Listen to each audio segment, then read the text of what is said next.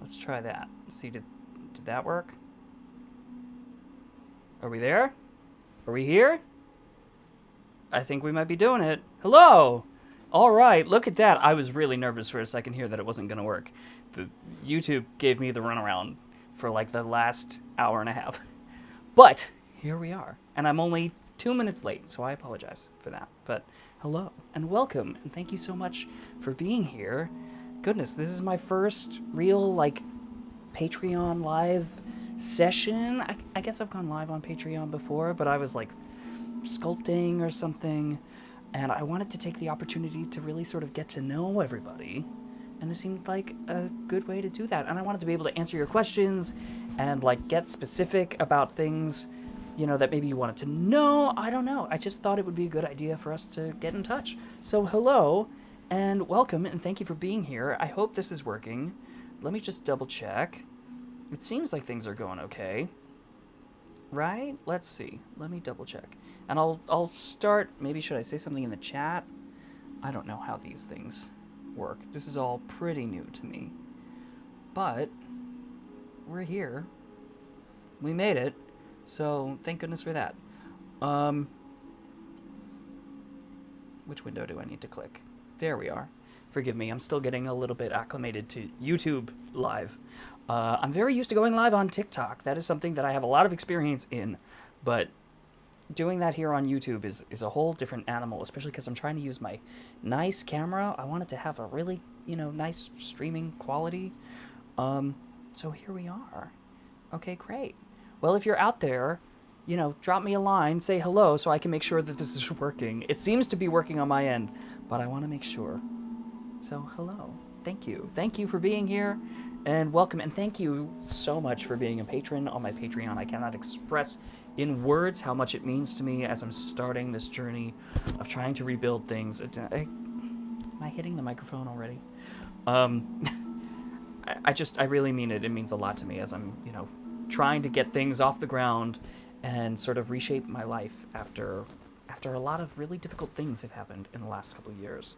So thank you. Thank you for being part of the journey, and thank you for being early in this part of the journey. Because, there are a lot of people who I'm sure are sitting there waiting for, things to take off into the stratosphere. And, we're maybe not quite there yet. We're still in the early days of things.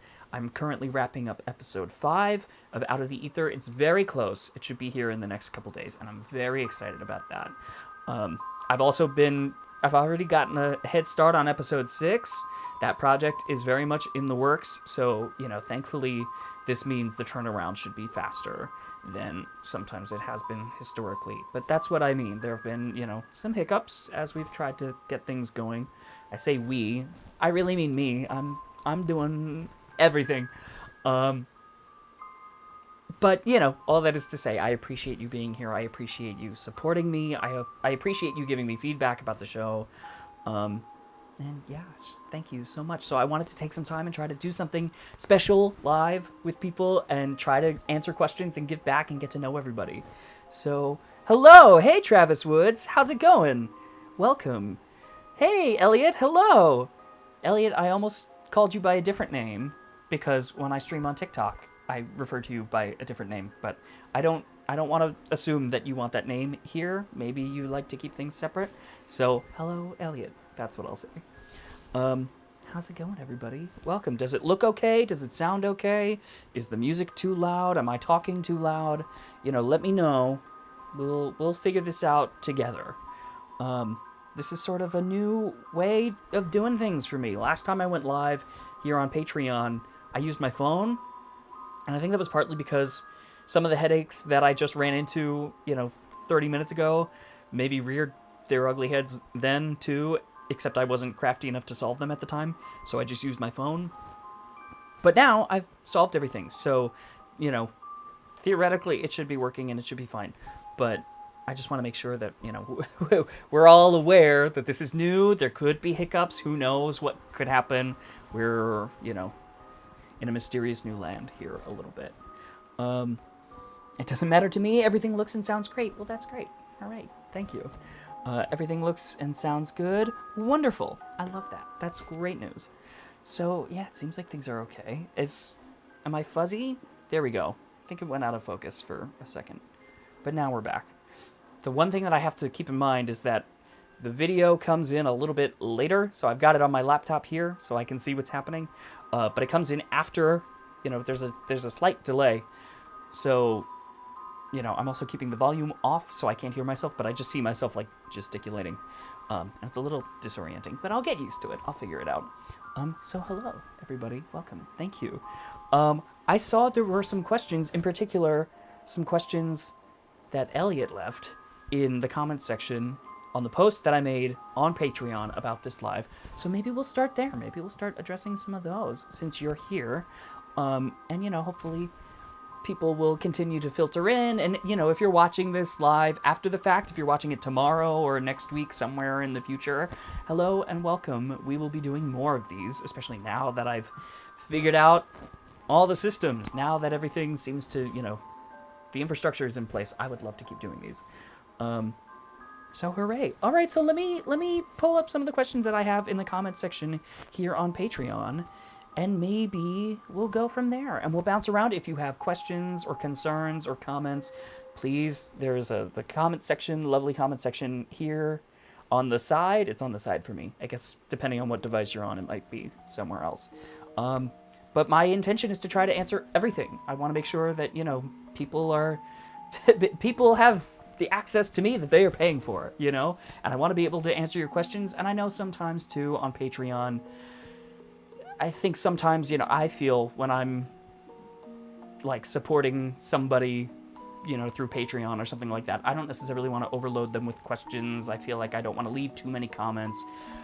I'm not somebody I think you ever have to worry about that with. I like to be as giving with, answers and information as I can be, especially now that Patreon exists and is something that I'm using.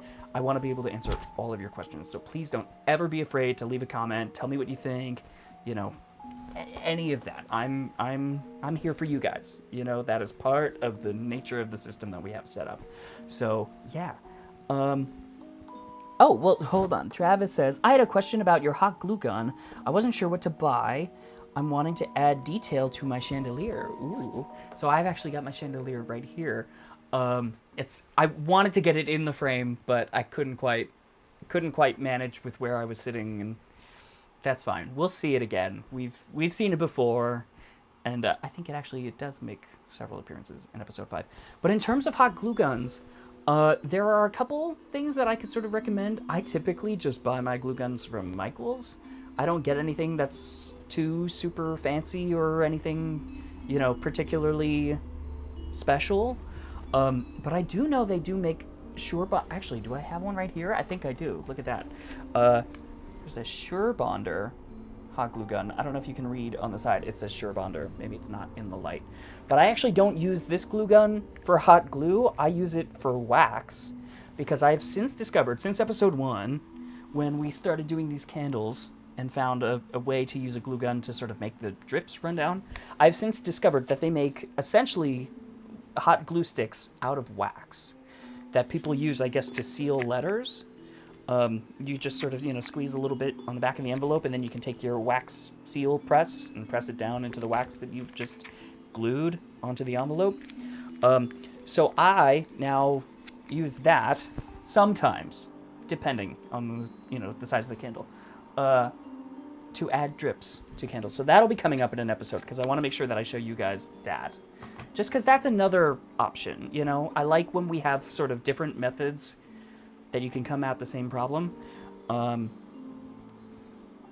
But so yeah, a hot glue gun like that, a Surebonder, I believe that it might have come from Amazon.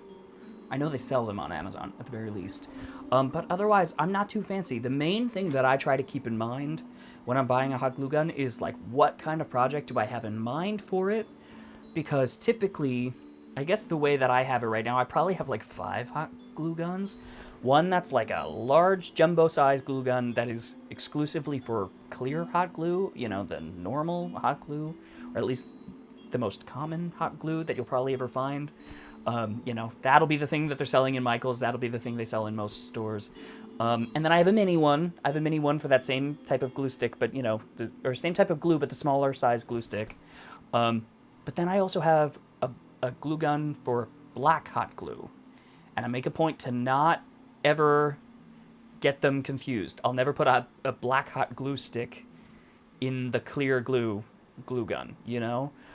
Because you run the risk that when it comes out on the other side that some of the glue from the previous glue stick is still inside, and instead you get like a weird marbly tie-dye, like black and clear combo. Also, they make glue sticks in all sorts of different colors, but if you ever go to, you know, use something like that, I would recommend get a hot glue gun that is specifically for that color, because otherwise you might end up with like tie-dye hot glue, which, by the way, might be a crazy cool project idea, or, you know, there might be a project out there for which that is the perfect thing. So I don't know, something to keep in mind if you are into tie-dye or anything like that. But if that is not your intended effect, I would say keep the glue guns, you know, separate for the type of glue that they're using, you know. And mainly, sorry, this comes up, to answer your question, this comes up as a result of me thinking about when I was putting the chandelier together using the glue gun. I started using a mini black hot glue gun, and somewhere in there, probably very early on, I looked and said, I'm really trying to fill the silicone mold with a lot of black hot glue to make all the different sort of like filigree pieces for this chandelier. And I realized that it would be better to get a bigger glue gun for that, you know, the larger size with the larger glue sticks. Just because it heats up more glue, it heats it up faster. And you can, you know, if you're squeezing out glue into a silicone mold, that's a really repetitive motion, and your finger is just going to be dead by the end of it. So trying to do that with the tiny glue gun, it was just killing me. So I said, I'm going to take a day off. I'm going to order, you know, some black hot glue sticks in the larger size. I'm going to run to Michael's and get a full size, you know, hot glue gun rather than the mini one. And not only did it make the project go faster, just filling those molds, but it also saved my finger, you know, like, I'm sure I pulled the trigger half as much, probably, because my finger did start to blister doing it as many times as I did. I made a lot of pieces for that chandelier. That little gold filigree, you know, which started as black. It's black hot glue that I then painted gold. So it's not really gold filigree, but like it is in effect. You know, if you see in episode 1, I did that a lot. I think I made, was it 50 pieces? Because ultimately I needed like 25 pieces of filigree, but the mold was a depression mold, so it only did half. You know, if I pulled one piece out of the mold, it was detailed on one side from the mold, but then the other side was just flat, because that was the open part of the mold where it just settled. So I then made the mirror side, you know, in the other part of the mold, and then glued them together. So I got 25 pieces by making 50 halves and then gluing them together. So getting the larger size glue gun for that was definitely a lifesaver, a time saver. You know, it saved my hands. And I was doing that right before Halloween when I was working on that. So, you know, I definitely didn't want to like stress my fingers, you know, too much, because I needed them for other things because it was Halloween time. So yeah, does that answer the question? Let me know. If it doesn't, I'll elaborate. Thank you for saying my chandelier came out beautiful. I'm happy with how it turned out. There's part of me that wishes it were bigger. I was like, maybe I should have gone bigger. Maybe I should have made a bigger chandelier. But I know what else I have planned in the space. And sometimes I think to myself, I'm like, maybe it's better that you didn't, because you left yourself some more opportunities for other things to happen. Because if it were too big, if it took up too much space, it's like, oh, I couldn't put that thing over there. Or, you know, this thing that I'm thinking about doing over here, a bigger chandelier, that would then have to be smaller. So, you know, I think it was just right for the first project for episode 1 to get things, you know, rolling. Do you know about watts? I saw that one glue gun had an option 60 or 100. I'm not 100% sure. Let me see what this says, if it says anything. This says dual temp. But is it? I don't know if there's... Oh, there is a little switch here. Okay, well, I guess I never used that little switch. And of course it just says H and L for what I assume is high and low. So I don't know for sure. But like I said, I tend to just get what's at Michael's. So, you know, they don't have too many options for glue guns there. I guess they have a couple different kind. But it's not like they've got 20 different kinds of glue guns. They'll have one that's like gold in a kit, or they'll have one that's just like blue in a blister pack. And then they'll have the mini ones, which those seem to come in different colors a little more frequently. And I actually bought one of those recently, a little red one, because I got some silver hot glue that I ended up not using for a project that's coming in episode 5. But I wanted to have a glue gun specifically for that. I forget exactly why I ended up not using the silver hot glue.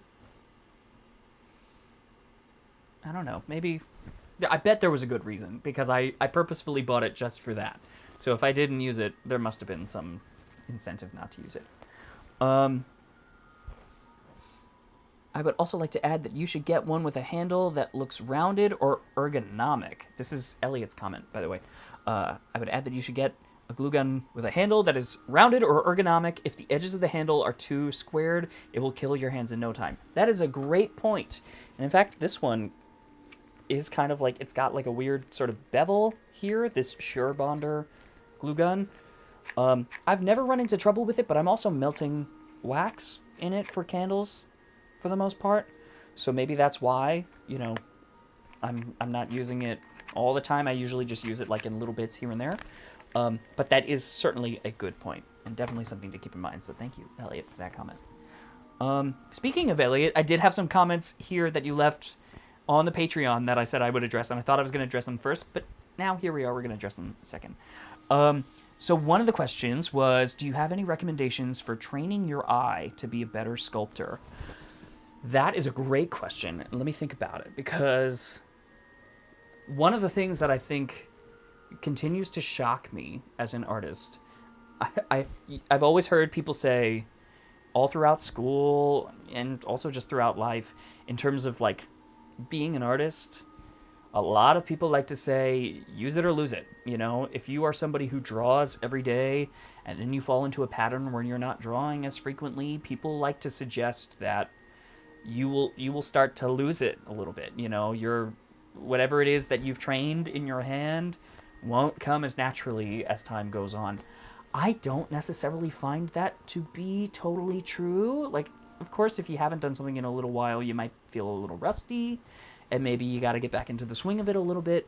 But something that I've found as an artist, I will sometimes be very surprised with myself, where I won't do an oil painting for a long time, which is a shame because I love oil paintings. And I love painting oil paintings. But every now and then, when I'll come back to it and go to do one after a period of time where I looked and said, like, oh, I haven't done this in a while. Sometimes I'll get nervous and you psych yourself up a little bit, thinking like, ugh, but what if I lost it this time? You know, what if it's not as good as the last thing I did? What if I'm several steps back or whatever? But something that I have found in my experience is that maybe this is just because I work in different mediums, and even if I'm not using one particular set of skills, I am still using, I'm still expressing myself through my artistry in different mediums. Something that I have found is that my eye continually gets better because you're always looking at things, And I say my eye, I think it really is kind of true of everybody. It's like, if you're tuned in, if you're looking and you're learning how to see, that in a lot of cases is almost more important than what you're doing with your hand as an artist.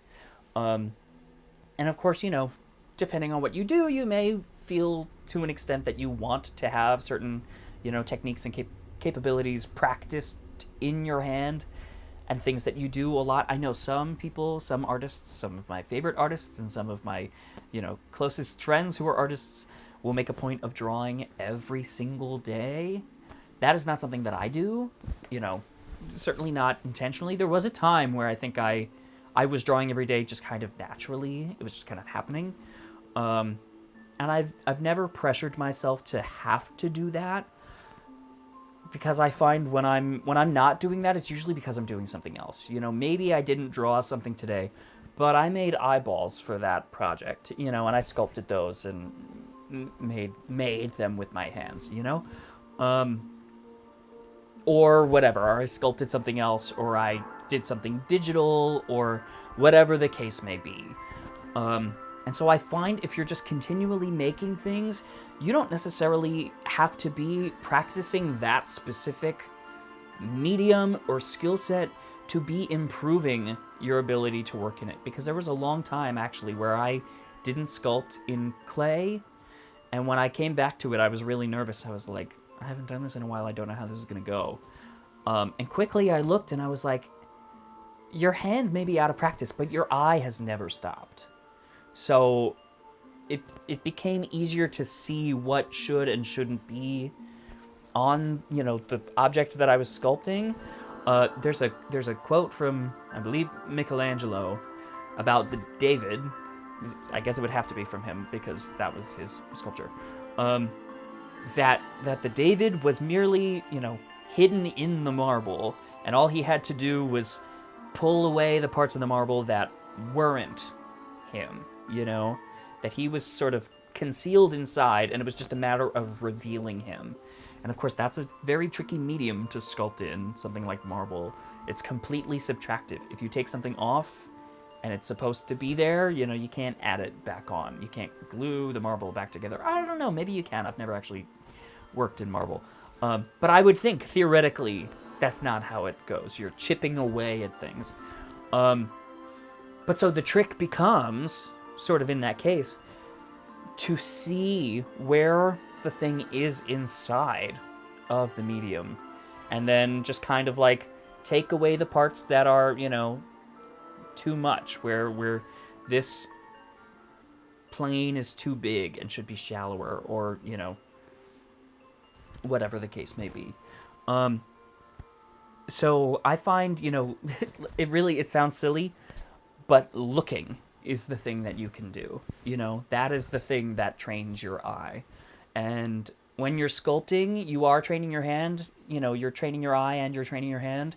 But you can still be training your eye even when you're not using your hands in sculpting. And part of the way that you can do that is by looking at other artists' work.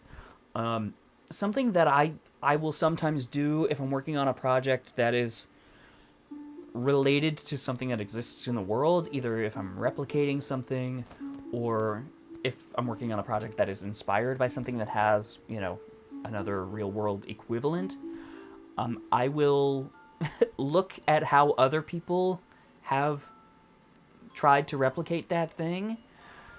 Not necessarily because I'm like looking to see where they, like what they did and didn't do, but sometimes it can reveal, over looking at a couple different versions of something, where people get stuck or where people struggle. And so, like, I know when I was in college, I did a series of masterwork study paintings where you're, replicating the painting of another famous artist just for the sake of practicing, learning the techniques that they might have used to put that together. And something that I thought was helpful was, like, if I was going to paint, for example, the Starry Night, which I don't think I've ever actually done a study of the Starry Night, but just for instance, it would be good, I think, to look at how other artists have created studies of that work, because then you can sort of see a pattern that emerges in what the other people are doing and compare that to how the original did it. Because sometimes you look and you say, everybody makes their yellows too bright relative to the original painting. And all of a sudden, it sort of gives you a clue that it's like, I should watch out for that. Or I should make a point to, not do this. Or sometimes you look and say, everybody forgot to do this thing. And then like, okay, pay extra attention to that. Make sure you go out of your way to do this thing. So, like, I don't want to say just look at things and look at a lot of things. That's too simple, I think, to just say, although it is kind of true. We're looking at things all the time, but I think if you're looking in particular to improve your eye for sculpture, something that would be really helpful is to look at sculpture in person. That's part of, I think, maybe one of the pitfalls of the internet, is that it can be difficult with some mediums to really wrap your head around it through the screen, and sculpture in particular is a medium where that really is the case. I think that can be true with painting too, especially paintings that have a lot of texture. Sometimes, of course, everything gets flattened on a computer screen or on a phone or tablet or whatever. But sometimes it gets flattened more than you realize. Sometimes you think you know how much texture there is somewhere, or you think you know how much depth, and then you see it in person and you're shocked. So depending on what you're working on, and depending on where you are, finding the kind of sculpture that you want to be able to improve at in the space around you to be able to go visit, that can be tricky. But if it's at all possible, I think that's a really good idea. Seeing things like that in Dimension and just really starting to let your eye roll over an object in 3D, that's one of the things that I think most clearly kind of, what's the word I'm looking for? Calcifies, maybe? An understanding of how an object can exist in space. There were other questions here, but I want to make sure, because I got really lost in that answer, I want to make sure that I'm paying attention to the comments over here too.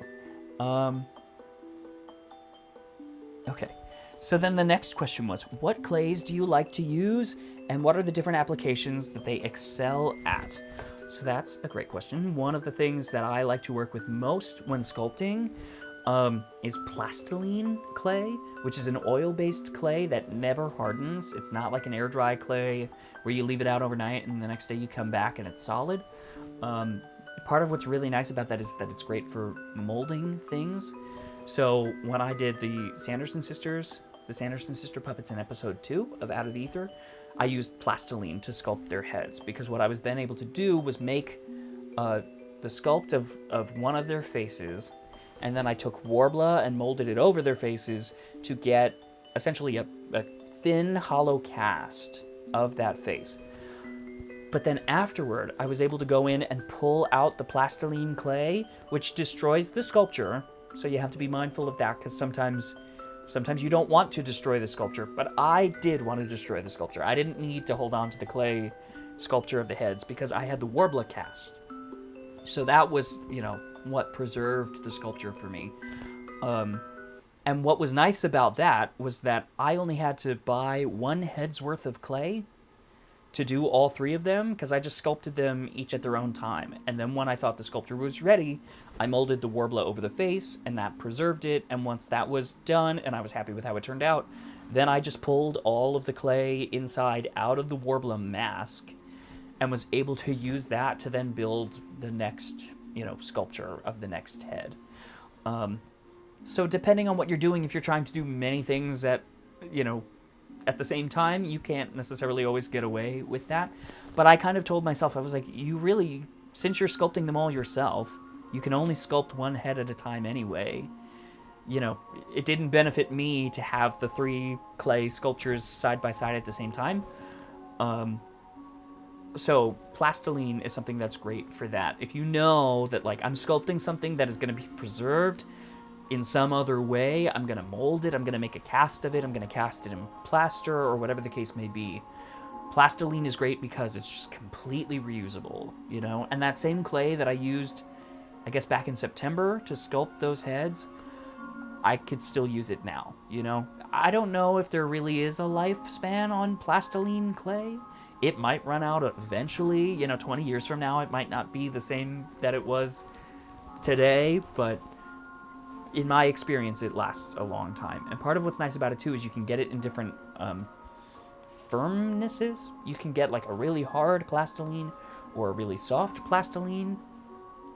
And that gives you the ability to work with it with different tools. You can use your hands to smooth things out or smush things around with a really soft clay.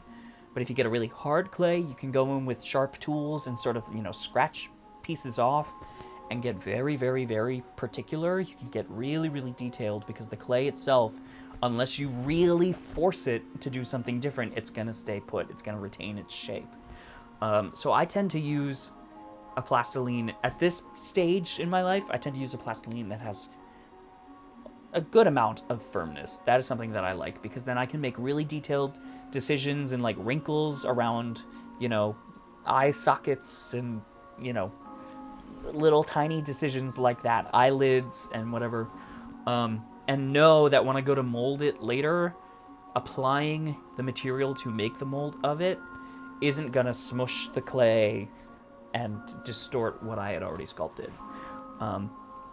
But it does take a little bit of physical strength to get to that place, because, I remember there was a time where I was like, no, the softer the clay, the better. Like, that is what I prefer working with, because I don't want to feel like I'm fighting it to make what I'm trying to make. I just want it to happen.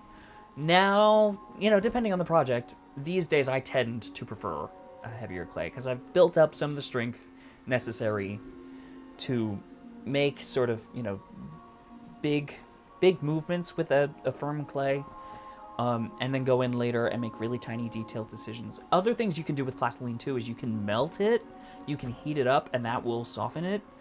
So sometimes if it's too difficult to work with, you can go in either with a heat gun, or I know some people will take like a little pot or a tray and they'll heat it up that way. Either like, I don't know if people use a stove. Maybe don't try a stove off the bat, or look it up and see if you can.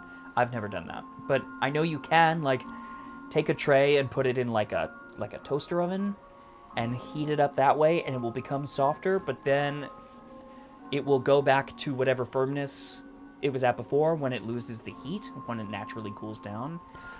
So that can be a good way to sort of, make it easier to work with up front, but then be able to come back at a later stage and be like, okay, now I'm going to make the really tiny details and know that they're going to be locked in here. That it was easier to work with in the early stages, but it's got that resistance that sometimes you want when you're trying to do detailed bits later. Okay, so what was the next question? Elliot says, you said once that your art school curriculum focused more on teaching you how to think like an artist. I'd love to hear more about that, what exercises or assignments were like, and if there's anything like that you would recommend to viewers. Yeah, I think that is true. That's something that I have said, that is something I have said before, and I think I've said it because I feel like that's true. I went to the School of the Art Institute of Chicago, and I feel like I just tripped over my words there. Hold on, let me say it again. The School of the Art Institute of Chicago. So if you're familiar with the Art Institute of Chicago Museum in Chicago, it is the school of that museum. The name is overly long, but it was a really good school.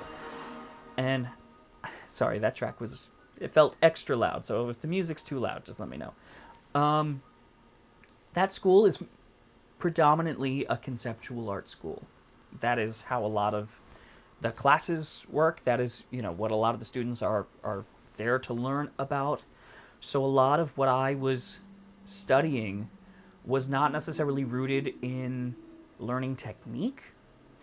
And so the way that the assignments tended to work, it depended on the class. A lot of it, like any painting classes I took, if I was taking a painting class specifically, for the most part, they gave you a lot of leeway. And it was sort of, what is it that you're looking to make this semester? And you would kind of talk things out with the professor and, propose your ideas for projects. I don't know if I ever had a project where it was like, no, you cannot do that. It does not fit the assignment, And then some of the, freshman year, some of the core classes that, everybody as a freshman was taking to sort of, get yourself started on the journey of college. I recall there being some projects where it was like, you are being assigned to make a book in this particular class for this particular course. And you have to make a book that is, somehow an art piece. And I remember going to the professor afterward and being like, hey, I have an idea, but based on the parameters of the project, like, it's not exactly what you asked for. It feels it's like a little bit left field from that. And they kind of just looked and were like, ultimately, if this is something you really stand by, if you're looking to make something that's different, we're basically okay with that, as long as it's something that, you're willing to bring into critique and that we can sort of constructively discuss, and it's not completely unrelated. If you want to do a completely different project, That's just like not the assignment at all. But it's like they gave me a lot of wiggle room, I found, where it was like, that's not exactly what we were asking for, but it seems like it's important to you. So yeah, okay, you know. They seemed to have this mindset that it's like, we would rather support you as you, you know, aim to pursue your artistic journey, rather than kind of like rein you into like, no, you are executing what we have asked for. Like, that is, to them, that really wasn't the point, you know? Oh, what did I miss? I'm so sorry. Oh, Travis says, I want to make a Scary Woods Snow White diorama shadow box. Any advice? Ooh, I'm going to have to come back to that in a minute, because I do have specific advice for that, actually. Because I did something for my mini Disneyland a couple years ago that relates to that. I'm trying to think. Yeah, let me get specific. Of course, I'm reaching back a little bit now, because I haven't been in college in a minute.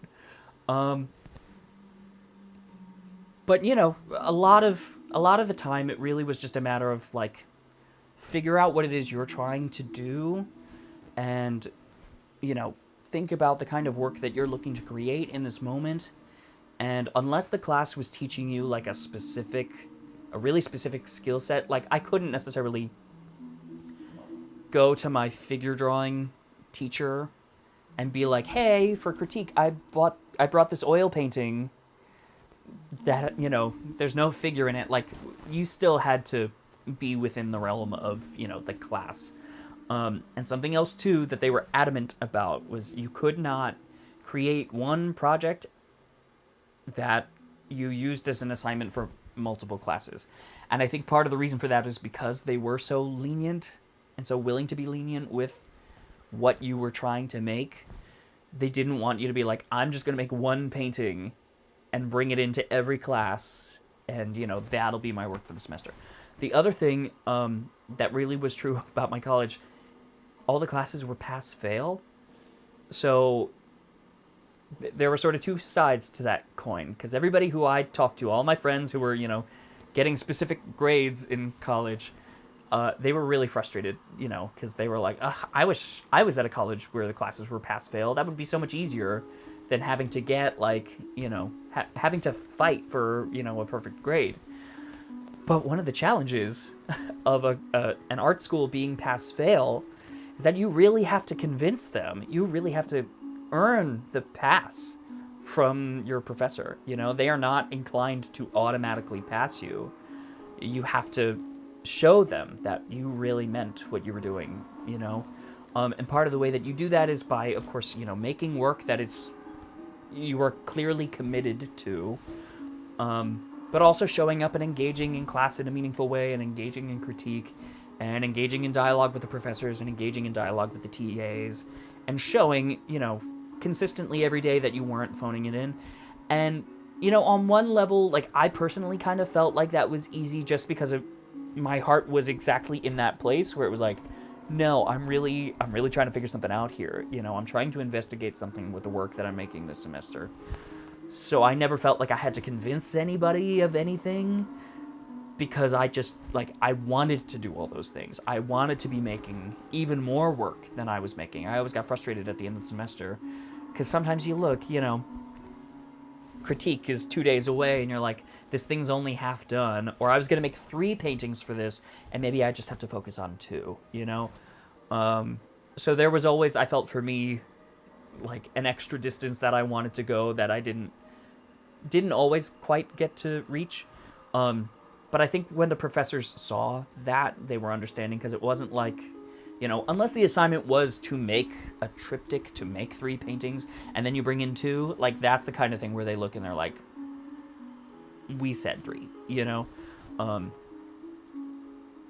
But if it was like, I took the initiative and wanted to make 3 because I felt that was important for the piece, but then as time went on, it was like, I only have 2 to bring to critique, generally they would look and be like, you were trying to do extra to begin with, so we're not gonna take points off, so to speak, just because you know, didn't finish it in time. And the other thing too is, a lot of times when that happened, I would still continue working on that thing on my own. Sometimes it would be like, okay, we've presented the critique, you know, we presented the work in critique, we had the discussion, and I would still continue the painting because I was like, while the assignment might be completed, I am not done with the work.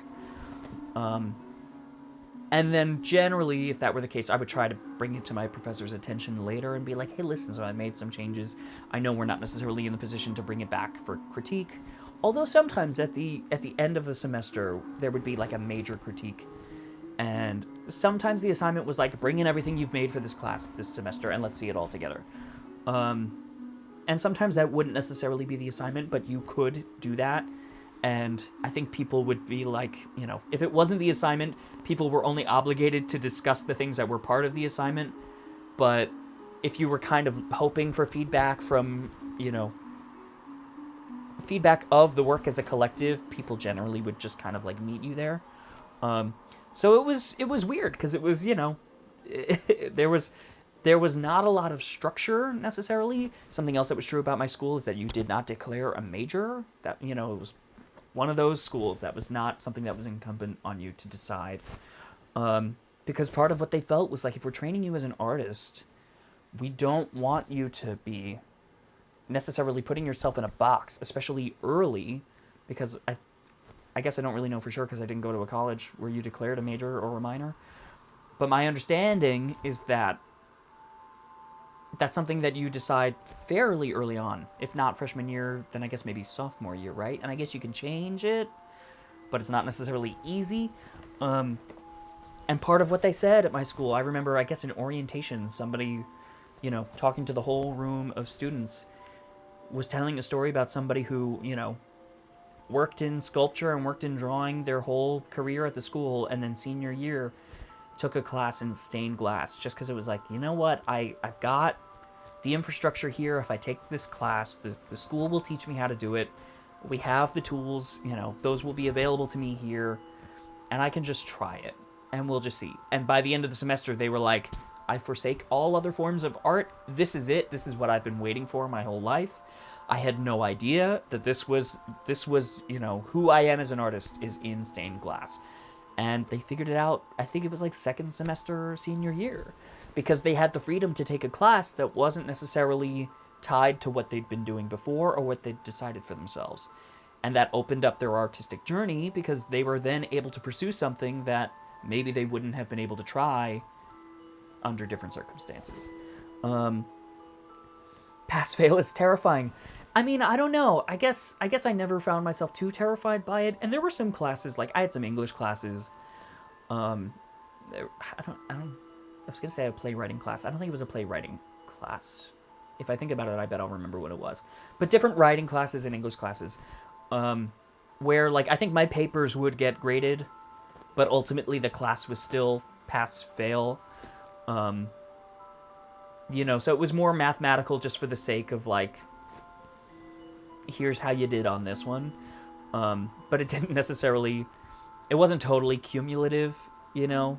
I think overall it was still like, you could theoretically have written a whole bunch of papers that got graded poorly, but if it was understood that you were like really trying to do something with those pieces, you could still theoretically pass. Like, I don't know, I never found myself quite in that circumstance, so I guess I can't say for sure. I did fail a class, though. There was one class that I failed while I was there. And I think that that came mostly down to not being able to get the textbook. So I let myself off the hook for that one. I don't entirely blame myself. But, like, you know, it's possible to fail in a pass-fail situation. Like, and I passed everything else, but, like, I really worked hard to be able to do that. You know, and I never really thought, too, like, what is the minimum that I could be doing here and still get a passing grade? Because I think if they felt you were, like, trying for a middle-of-the-road thing, that would push you towards failure, you know? Mainly, it was like, are you sort of building and trying to navigate a healthy practice as a young artist?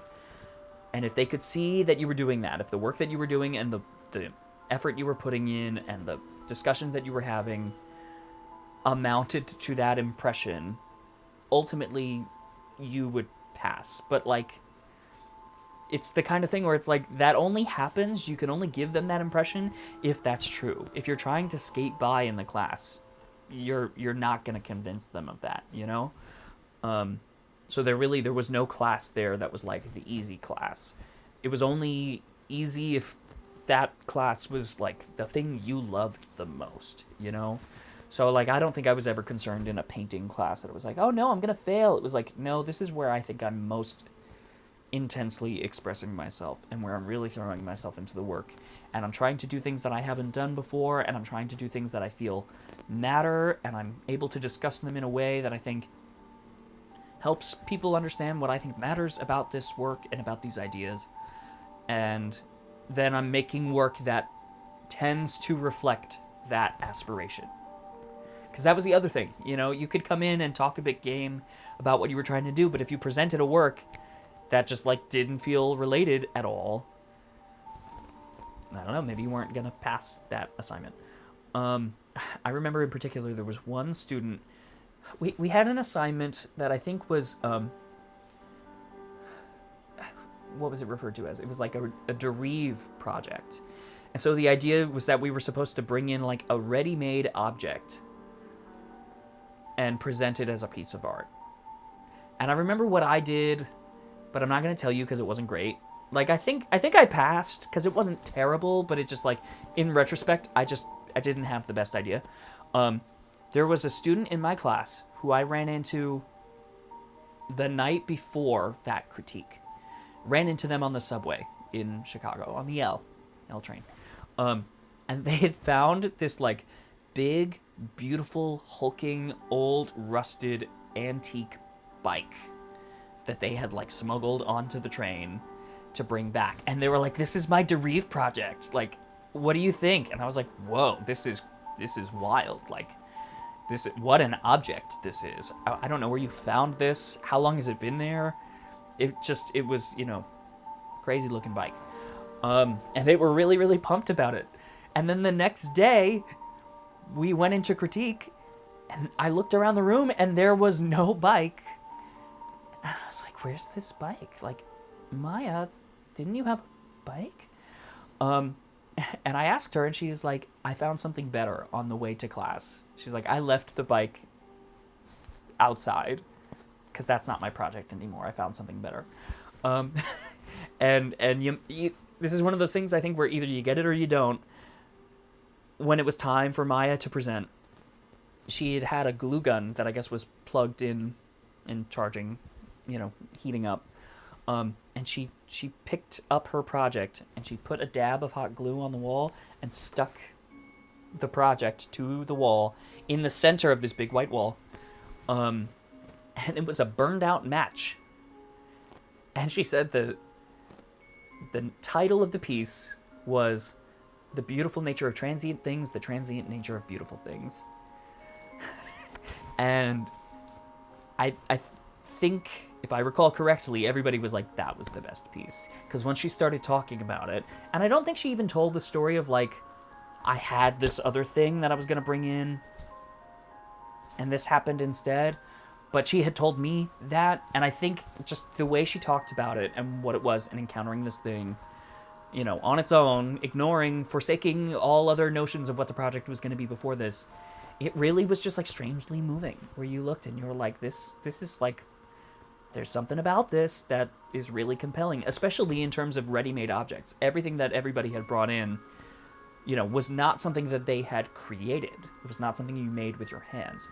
So it was essentially an exercise in, like, not necessarily seeing the beauty in something that already exists, because it wasn't required that it be beautiful or that you make it feel beautiful.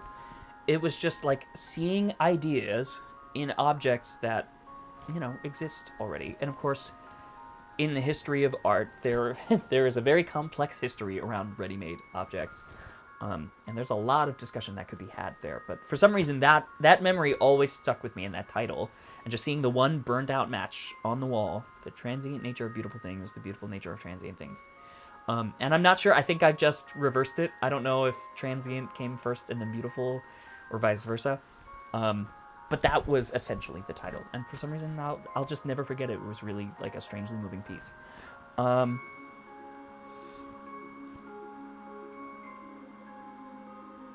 okay, so let me see. What else? I hope my answers aren't too long, by the way. As you've maybe noticed between the episodes of Out of the Ether and then just me talking here, and even probably some of my posts on Patreon, you've maybe guessed that I am long-winded. I hope that that's something that comes through as, an asset, as something that comes through as valuable. That is my hope, as much as I can, to just, try to give information to people as much as I can. But, if it gets excessive, just let me know. I can rein it in. There was another question that was, what kind of epitaphs do you like on your tombstones, and how do you come up with them? It's interesting that you asked that, because there may or may not be a tombstone episode coming up soon. What is it? It's already August now, which is terrifying. So I do mean soon when I say soon. The handmade tombstones that I make, depending on what it's for, and depending on, if it's going in my yard, if it's something that I'm making for somebody else, that'll affect what kind of epitaph I give it. I have in the past done a series of tombstones that are replicas of the tombstones from the Haunted Mansion at Disneyland and Disney World, in which case it's very easy to come up with an epitaph because I'm just copying what the Imagineers did in the park.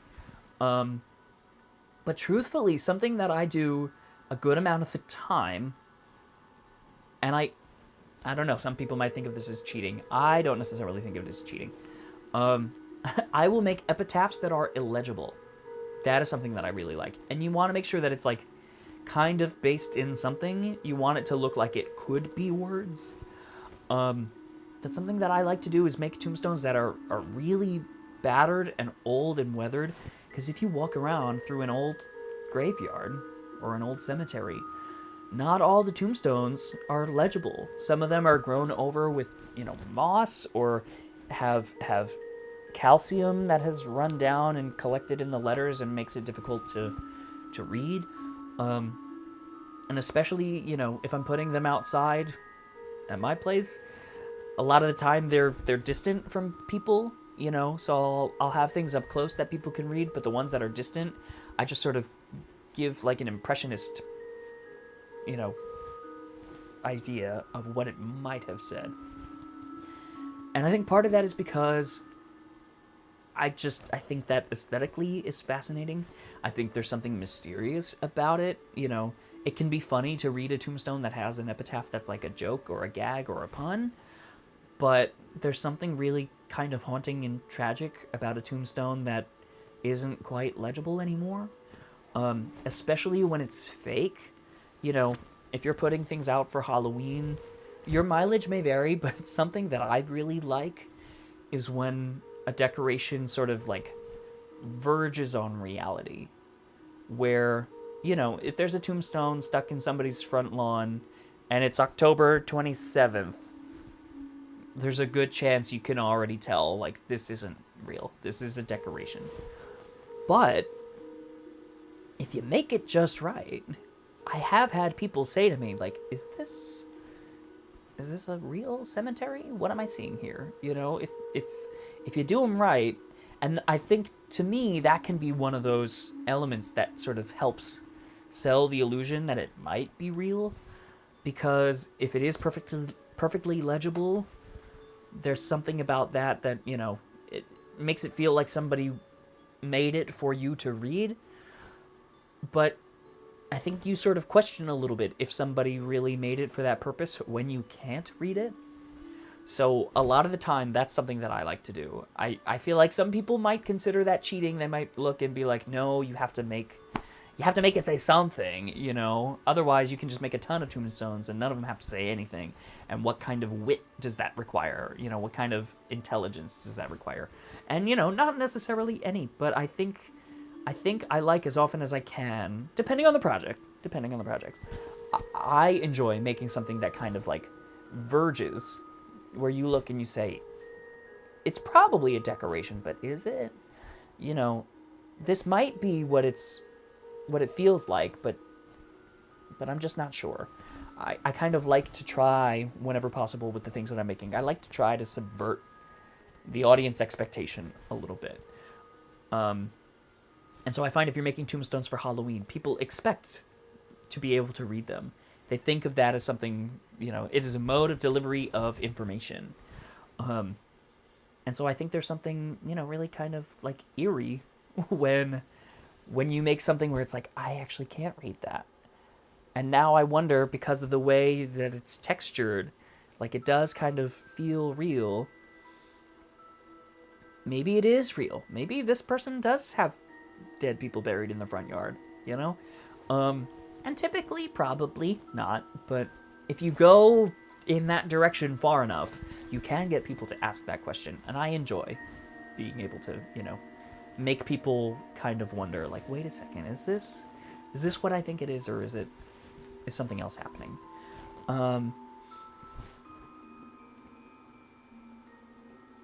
What did I miss? Art is perspective in an assignment. Very cool. Oh, is that in reference to the ready-made project?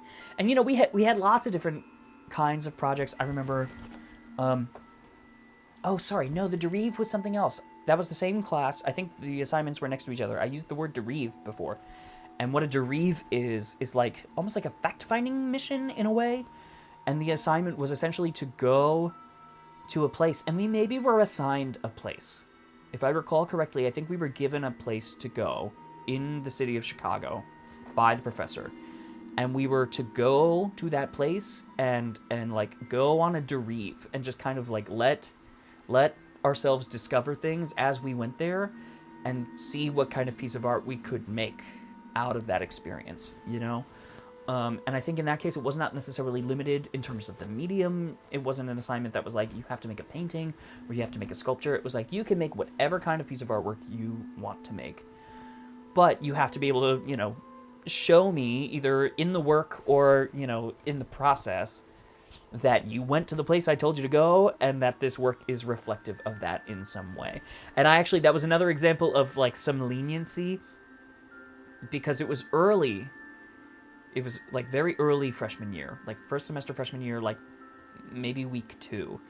And I remember I got lost on the way to the place that I was going.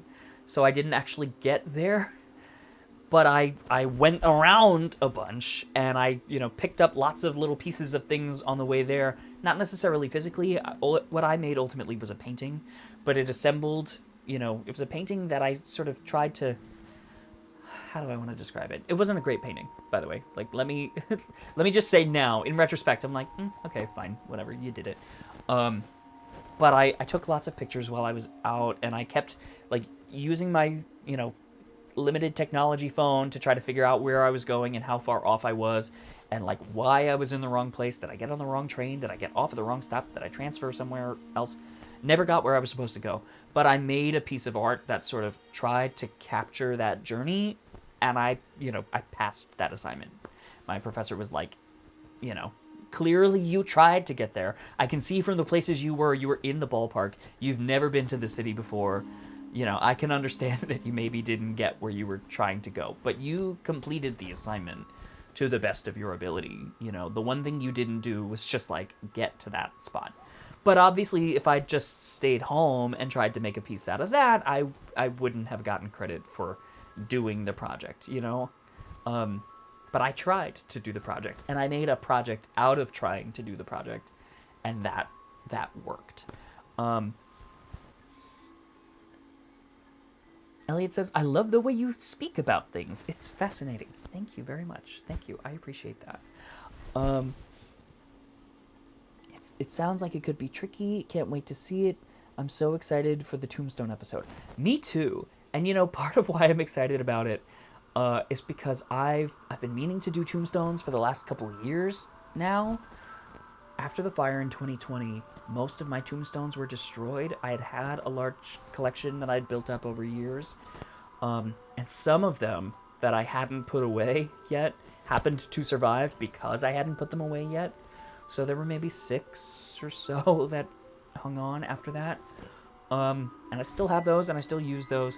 But the next year, I guess Halloween 2021, I tried to put some other... I put those tombstones out, and I went to the store and got some pre-made tombstones and tried to dress them up a little bit just because I was short on time, and I had another project that was supposed to be happening that I had to cancel at the last minute because the weather messed with the progress that I had made. We had a big nor'easter come through like 4 days, I guess it was like 4 days before Halloween 2021. So I ended up building that giant skeleton puppet for Halloween 2021, I can't speak, instead of what I was trying to do, because what I was trying to make got destroyed by the storm, and I had 3 days to come up with something else instead. So I made the giant skeleton in 3 days.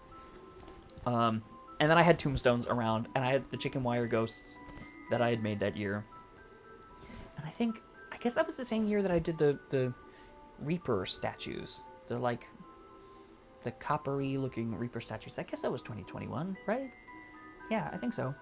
But I told myself, I was like, next year you really have to like take some time and really make like a bunch of tombstones. And part of the thing too was I was like, oh, this will be great. You can do, you can either do videos on TikTok about it, or by that point I was starting to develop Out of the Ether. I think January 2022 was when I was like, you know what, I'm going to do it. Like, I'm going to make a longer form show. People were asking for it this season. They were asking for it last season. I think that's a thing that I'm just going to commit to. And so I had it in mind, for last fall to do an episode about tombstones, and it just got away from me again because episode 1 of Out of the Ether took so much more to put together than I had anticipated. And then episode 2, I had to dive in immediately to the Sanderson sisters if I wanted them to be done in time for Halloween. And then the puppets were done in time for Halloween, but the video wasn't done. Episode 2 wasn't done in time for Halloween. So thankfully this year I was able to map things out, and my intention is to have Halloween episodes out before Halloween. They will not be coming after. And of course we'll still keep the spooky spirit even after Halloween, but the tutorials that I think people will want to have access to make projects specifically with Halloween in mind, they will be out before Halloween. So thank goodness for that. But the tombstones are part of that. There's a big secret project that I have in mind. I think I'm not going to tell you what it is. You're just going to have to wait, because if it comes together the way that I'm seeing, it's really cool. It's really cool. And there's a lot of techniques in there that I think will benefit people. I think the project itself is maybe not necessarily something that... Well, I don't know. I was going to say, I don't know if it's something that people will run out and specifically be like, I'm going to make exactly that. But maybe they will, or at least some portion of it. That's something that I try to keep in mind when building projects for this show is, I recognize that the entertainment center, as I call it, I really don't know what else to call it. I kind of just think of it as like the dresser.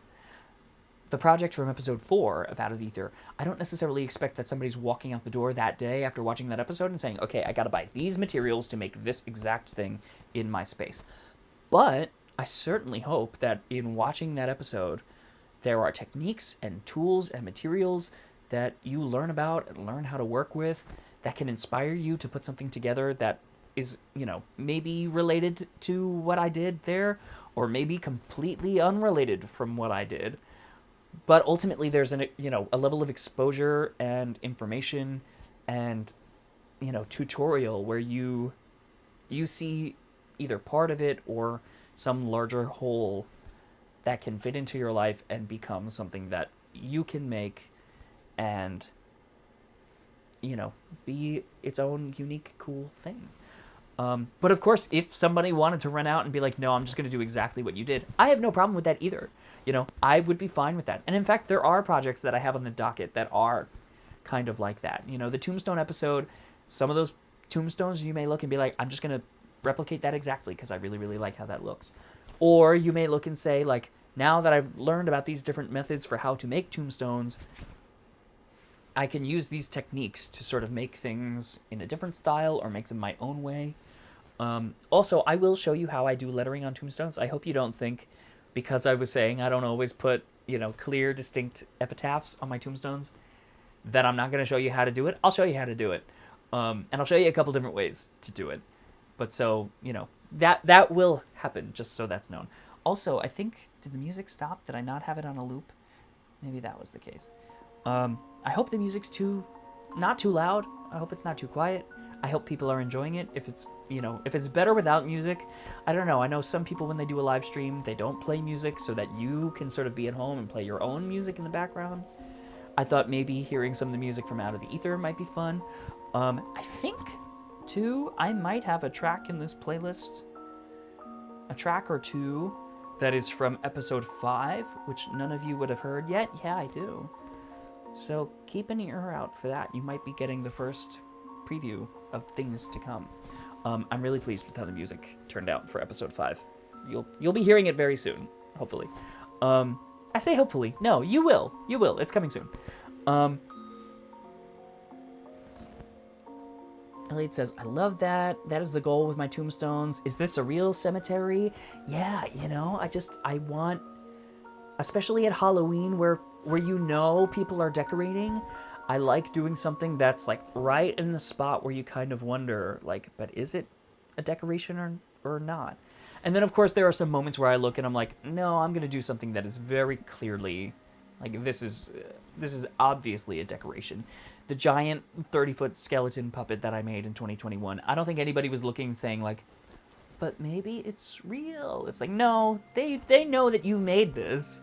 But at that point, it's also such an overwhelming, you know, object to encounter that hopefully we've just gone in a different direction, and it's no longer a question of, like, is what I'm encountering real or not? How much should I believe? And now you're in a place instead where it's like, I have to believe what I'm seeing, even though I've never seen something like this before, you know? I've never encountered a 30-foot skeleton, and you can see the strings and you can tell it's a puppet, but as an object, you have to encounter this thing and recognize and sort of grapple with this idea that it's like, is that really real? Am I really seeing that? Am I seeing something this big in somebody's yard that they probably made for Halloween? Because they couldn't have gotten that from somewhere. Where would you get that? Who is this person that makes things like this? You know, I think both avenues can open up a lot of really dynamic and interesting questions. And that's kind of my hope, you know, that the audience walks away saying, I have a lot of questions, you know, and hopefully they're good ones. That's something that I like. So that's, I think, actually part of the direction that I'm trending this year for Halloween is making something where people look and say, I know it's a decoration, but how? You know, how does this exist? Who makes this? And how can you make it? Not because I think they're necessarily going to want to run out and, you know, make it themselves. Although, I don't know. Like, my hope is that the people on Patreon here are the people who do want to make things like that themselves. You know, that is my hope, is that we're reaching those kinds of people. Also, if you know those kinds of people, like, I hope it's totally clear and understood that you are more than welcome to spread the word about Out of the Ether. You know, my hope is that certainly by Halloween we can grow even further to the point where I can reinvest back into the show and make the episodes go faster. I've been talking to somebody about hiring them as an editor, and I need to be able to get that in my budget so that I can be doing more projects at a time instead of spending so much time, you know, in the editing space to try to get the next episode out. So, you know, the more we grow, the better things will get here. And hopefully we can get to the place where all the you know, things that are hogging up the runway can just be cleared, and it's just a matter of making projects and, you know, letting it be filmed and letting the episode come together in an edit and taking care of everybody, you know, in the meantime, and just be putting tons and tons of them out. That's something that I really hope we can get to, you know. And in the meantime, I'm happy to do it all myself, you know, to whatever extent that I can, to write the music and film the episodes and make the projects and edit the thing and, you know, get it all together. But I know with a little bit more support, we can get to a place where those processes get streamlined and other people can be brought in who can help make it even better. And I would love to do that for you guys. That's something that I really want. I want you to look and say, the episodes are great. They are consistently quality. The projects are fascinating. I'm learning a lot. They're coming in on time. They're coming in reliably. And, you know, that this is something where people look and say, like, I want to help support this grow. So that is my hope. That is something that I that is my wish for me and you, for all of us. Let me see. What else have I missed? It brings me back to when I was a kid, and some houses made me wonder, is this real or imaginary? I want to be the person who has one of those houses. Yes, same. I'm very much hopeful that the day will come where I can just get my own house and turn it into really just a mess, but like a beautiful mess, a spectacular mess, and just make it the kind of thing where it's like, this is real. Like I'm seeing this here just on the street somewhere in a neighborhood. This is somebody lives there. You're telling me somebody lives there. You know, I don't think it's a secret that I'm interested in converting my space as much as is possible into something that, you know, has theatricality and has, you know, detail and secrets and, you know, weirdness oozing out of every pore. And I'm working with the space that I have here in the time that I have here, but it is very much my hope to be able to build to a place where, you know, I don't know, I was going to say maybe not building something from scratch, but I would be open to that. If it got to the place where that could happen, I would love to do that. But certainly I would love to transform, you know, a bigger space and a more meaningful amount of space in a more dedicated way, and make something where people look and say, like, this is just, this whole thing itself really is its own piece of artwork in a way.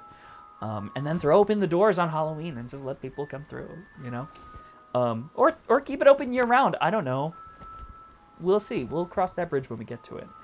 I think there was another question here from Patreon. Actually, there were a couple other questions here from Patreon. Oh, and it's funny because one of the questions is, what do you look for in a dream haunted home?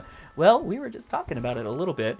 You know, I have made a little mission of looking for things that are, you know, my budget is very low right now, and I'm doing what I can with what I've got here.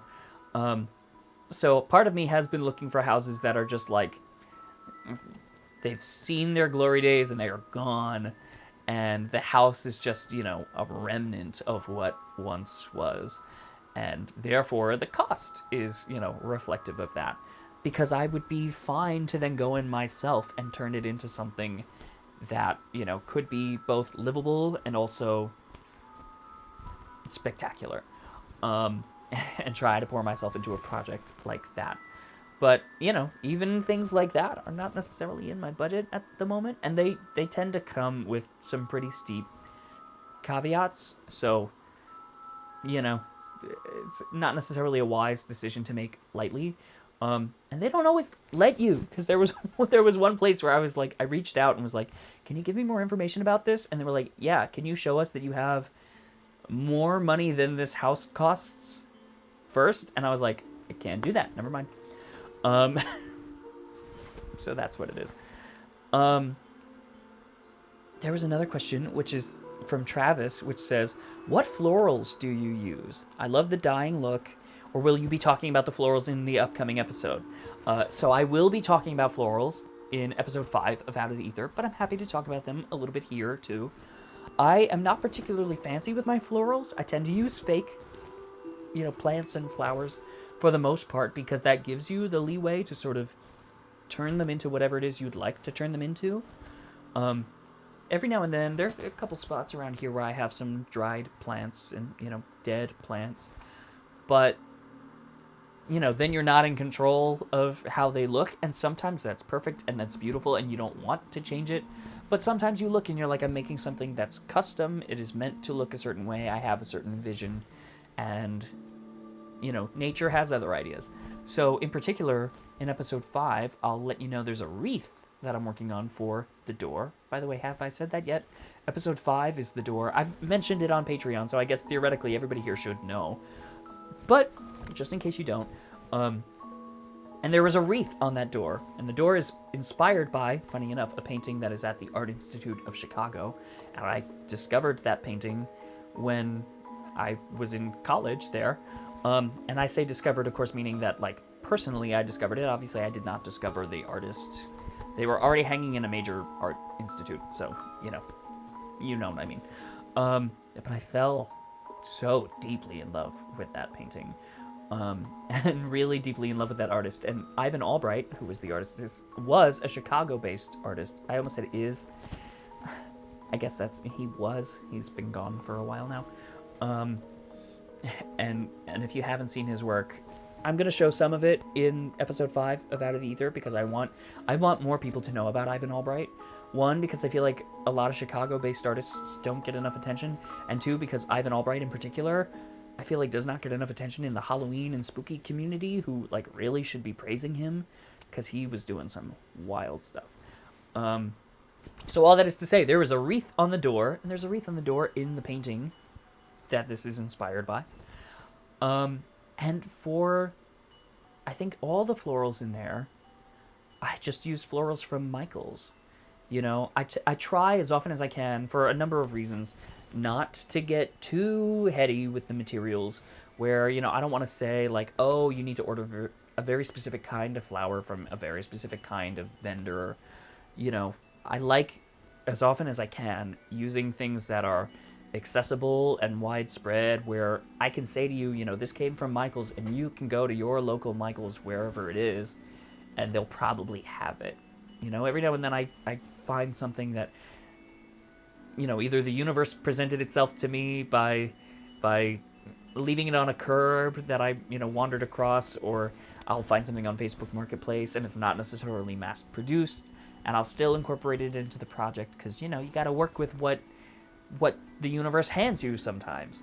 And I think part of what's fun about being an artist is learning how to sort of ride that wave and see, like, ooh, this thing that I didn't expect to come my way, like, I've found a way to turn that into something meaningful. But in terms of the florals, I tend to just go to Michaels. And, part of what's nice is they've got their rewards program, they've got vouchers that you can, accrue and shave some money off of your expense there. And I'm somebody who, because I'm creative and crafty at holidays and birthdays, I think people tend to know, like, a Michaels gift card is a safe bet for me. It's something I'm never going to not need, or that will go to waste. So I have a handful of those, that I try to distribute throughout the year and keep things, floating along. But so, yeah, I've been using flowers that I think for the most part are, the fabric that they use is polyester. There were a couple that I encountered in this wreath in particular that were like foam. And that was interesting, because they do look like pretty realistic up close. But part of what I was trying to do was make them look old and decayed.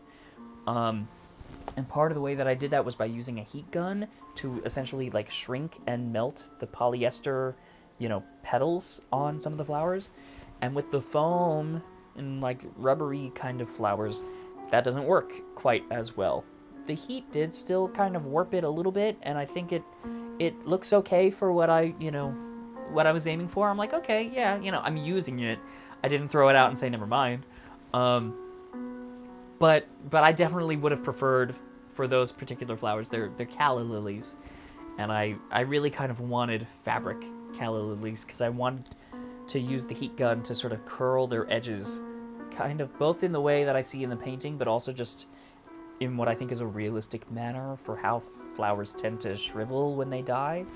But I'm going to be doing a full demo on that in episode 5 of Out of the Ether, coming shortly. So keep an eye out for that. But yeah, I don't use anything too special. And I use some different spray paints too, and I use Design Master sprays, which is a floral spray. And the main difference between that and like a Krylon spray paint or Rust-Oleum or whatever is that the paint that's being sprayed is, I guess, transparent. It's almost like a stain. If you think about like a wood stain, and you can get Design Master spray paints in different colors. It is meant, I believe, it's considered a floral spray. It's meant for spraying fake flowers and being able to dye them different colors easily. But it has lots of different applications. In particular, I use the glossy wood tone and the walnut wood tone sprays a lot. I tend to use them in place of wood stains just because it's quicker to work with. They dry quickly. It's easy to apply, and you can make something look really fancy and sort of, more expensive than it is by just a really quick spray of those two colors in particular. And so I used that a little bit with these flowers, where I would spray the flower with a clear coat first, just, a Krylon clear spray, and then I would hit it with the walnut wood tone, and then I would grab the clear coat again and essentially power wash it out of there. I've done some techniques like that in the past couple episodes where I sort of like use a spray can, use a clear coat to sort of like push paint away that I just sprayed on. It's a really nice way to let things sort of collect in the recesses without being too intense. You can get a lot of really interesting contrast over a textured surface by working that way. And it's really fast and it dries quickly because it's all spray paint. And, you can go in, and if you're not liking how it's looking while it's still wet, you can take, more of the clear coat and essentially power wash it all away and just try again. So I'll show you more of that in episode 5, but that's the general idea. I try, with things like that, not to do anything that's too particular, where you would look and be like, I would have to spend a ton of money to get those flowers, or I would have to go to a specific place. If I'm working on a Broadway show, sometimes I'll be like, oh, I got to go to the floral district for that. I got to go to, B&J Flowers or something like that, because they will have that specific kind of plant. But for Out of the Ether, I don't think I've done anything yet that is so specific in that regard. And one thing I did too with this wreath, I keep pointing to it as if you can see it. I know you can't see it, but you'll see it soon. I built it on a base of a eucalyptus wreath that I found at a thrift store, which actually had some fake flowers on it, and I used some of them. Some of them, I was just like, you don't look as good as these, so I used a couple of them. But I used that wreath as a base because it caught my attention while I was in that thrift store, and it felt to me, I think I bought it probably a couple years ago now. I mean, it might have been 2021 when I bought it, and I just told myself, I was like, one day I will make something out of this for the door. Like, I have in mind that I will do something with the Ivan Albright painting, and it just reminded me of that wreath for some reason. It didn't really look like it, but something about it just kind of said, like, this could turn into that without too much work. So I used that as the base. So there is some dried plants, in there, but it was already dried when I bought it. And that's something that I like to do. I like to find things at a thrift store and then modify them to sort of suit my specific purposes. So yeah, and that wreath was very easy. And I'm sort of, there's one last thing I might do to it that maybe, I don't know, it's not imperative for the episode, so it might just, I'm probably not going to do it, truthfully. Because at this point, I think I would have done it, and I would have made sure it was in the episode if I were going to do it. So I'm probably not going to do it. So anyway, I'll stop talking about that. But yeah, that's something that's coming along. Oh, don't forget to go back to Travis's question. Thank you. Yes, the diorama question, that is. Hold on. Let me find that again. If I search, I know it mentioned Snow White. There we go. I want to make a Scary Woods Snow White diorama shadow box. Any advice? So, a few years back, for my mini Disneyland, which I assume people are familiar with, but if somehow you found your way to my Patreon through something other than Instagram or TikTok, you may not be familiar with this. I had a project where I built a model of Disneyland that, it was more of a caricature than a scale model. It's not completely, exactly to scale basically anywhere in the model, but it was meant to sort of capture the feeling of the park, and it almost sort of resembles the kind of like park map that you would get where, you go to Disneyland and you open the map that they give you on Main Street, and it's almost a caricature of the park, and it, makes some things a little bit bigger because they're important, and it hides some of the show buildings that, get screened out from inside the park, so you wouldn't see them while you were walking through. You would only see them if you flew over in a plane. The model is very much like that. And one of the pieces in it that I worked on was, a little model for the Snow White ride. And one of the things that I did there, this was, I guess, around the time that they were remodeling the Snow White ride at Disneyland. Because it is now Snow White's Enchanted Wish. It used to be Snow White's Scary Adventures. And for my model, I decided to sort of split the difference a little bit, so I made it in kind of two sections. One that was inspired by one of the new scenes in the newer version of the attraction, but then I also did a haunted forest area because I really loved that scene in the ride. And I knew that they were adjusting it for the new one, which for the most part basically meant removing it. It basically is gone from the California version of the ride. Still lives on in Paris and in Tokyo, so at least there's that. Walt Disney World got rid of their Snow White ride, I think was it 2012? Which was a shame, because that was a beautifully painted dark ride. But so for those trees, for that little haunted forest section that I made, I started with wire, just like floral wire that I wrapped up and made little branches out of and snipped it in ways where, there were little points going in all different directions to make the little branches and twigs and things. And then I coated a lot of that with a clay called Apoxie Sculpt, and it's spelled Apoxie,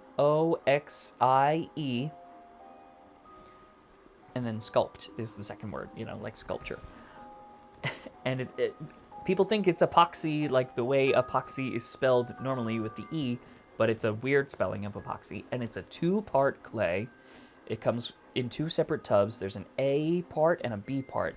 And you roll them, each part up into a ball, and you get them, basically to be the same size ball. And then you roll those together. They're slightly different colors. They're both gray. One's like a dark gray and one's a light gray. And so when you mix them together, you can see as you're mixing, if it's still kind of marbly, you haven't mixed it enough.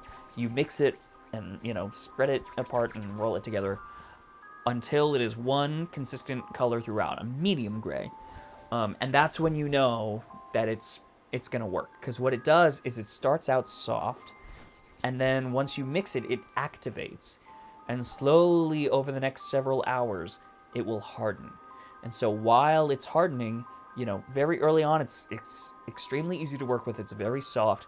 You can sculpt it with your hands. You can sculpt it with tools. You can, move it around very easily. And then somewhere, around the hour mark, you will start to notice like, oh, it's getting a little harder. It's getting a little harder to work with this. I'm trying to move this around a little bit more, and I got to use like a tool. I got to mean it. I got to start to put a little more force into it.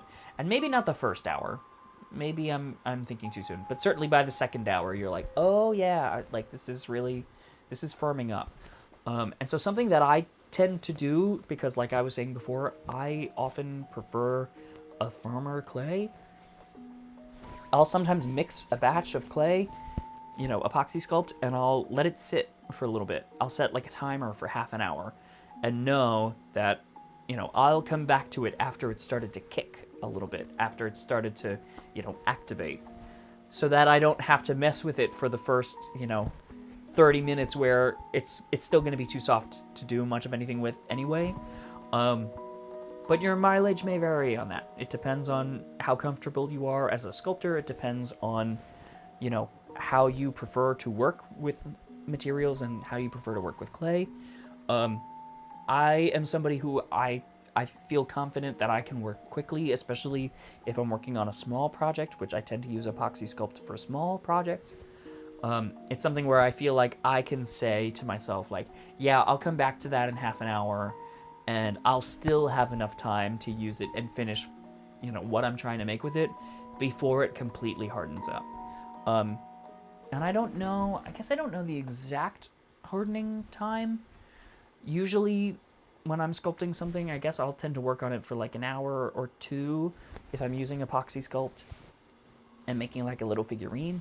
And then by hour 2, I'll kind of look and be like, okay, I'm done. I'm going to let you sit there and dry the rest of the way and, you know, do your thing, and I'll come back tomorrow. And what I'll sometimes do is I'll come back with a Dremel when it's completely solid, and I'll, you know, carve out little bits that way and, you know, get different kinds of detail in there after the fact, because you can Dremel it. Or I'll go back in with more Epoxy Sculpt and build out, you know, on top of it. But sometimes I'll just look and be like, no, it's done and it's ready for paint.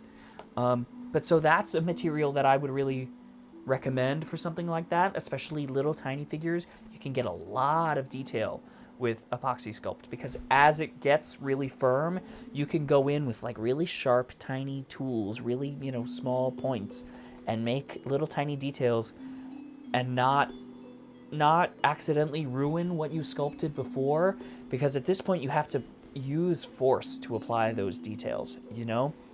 And so obviously if you need to apply too much force, you can lose control. And certainly when you're using sharp tools, you want to make sure you don't do that. Don't push too hard, you know?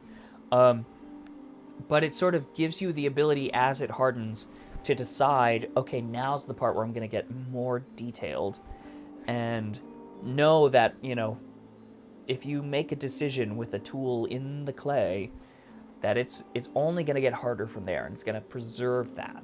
And you can come back later when it's even harder and do even more, you know, tiny detailed things, because the resistance will grow over time. So if you're someone who likes to sculpt with resistance, I personally really enjoy that. I like when I have to mean it. You know, when I'm making a decision in clay, I want it to tell me that it's like, I'm only going to do it if you make me do it, you know? And I find that's a good way for me to have control over what I'm sculpting, is it has to be an intentional decision if it's going to stick, essentially. So that's something I would look at, and definitely play around with it first. There is a little bit of a learning curve to Epoxy Sculpt, where if you've never used it before, you know, you may find that it starts to set faster than you're comfortable with, and you might feel like, oh, I needed more time with that before it hardened. I wish I had more time. But it's good to sort of, you know, play around with a little bit first. Do a sculpture that you don't really care about, you know, find something that you feel like is a default thing. You know how lots of people, when they doodle, they default to drawing eyes. If you find something like that for yourself as a sculptor, I find when I'm defaulting to something, when I'm essentially just doodling in sculpting something, I'll tend to go to like a skull, which, you know, is it basic? I don't know, maybe, but it's something that I feel like I have my head around, and I don't have to look at a picture of a skull to be able to sculpt a skull that looks like a skull. And so that was how I started playing with Epoxy Sculpt. I was just like, I'm just going to mix up a little bit of it, and I'll just make a very tiny skull and see how it goes, you know, and see how it feels as this process takes place over time with the clay hardening. You know, how does this align with my process as a sculptor? Sculptor, not sculpture. I hope I'm not a sculptor. So anyway, that's something that I think is worth playing with and would be great for something like this if you're trying to make a little diorama of a haunted forest. Also, that scene was completely lit with blacklight, and it was beautifully painted with blacklight. And I think I probably have to come up with a project where I can really do an in-depth tutorial on painting with blacklight paint, because it's not as tricky as I think it seems, but you have to know how to use it. You know, it's a very specific, it's different from like acrylic paint. If you're used to painting with acrylic paint, blacklight, of course it glows, you know, which is different right off the bat.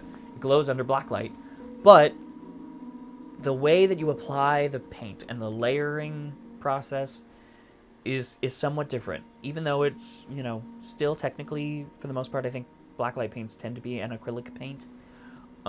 In order for it to, you know, for the light to operate and glow the way that you want and get the most out of it, there are a couple techniques that you can use to really try to like maximize the impact and the colors, the brightness, the control that you have over the colors. And so a lot of the time what I tend to do, especially if I'm making like a little blacklight diorama, I'll take a piece, like, whatever piece it is that I'm painting, if it's a little sculpture or if it's a little, like, cardboard cutout flat, I will prime it with blacklight paint in the brightest color that's meant to show up on the piece.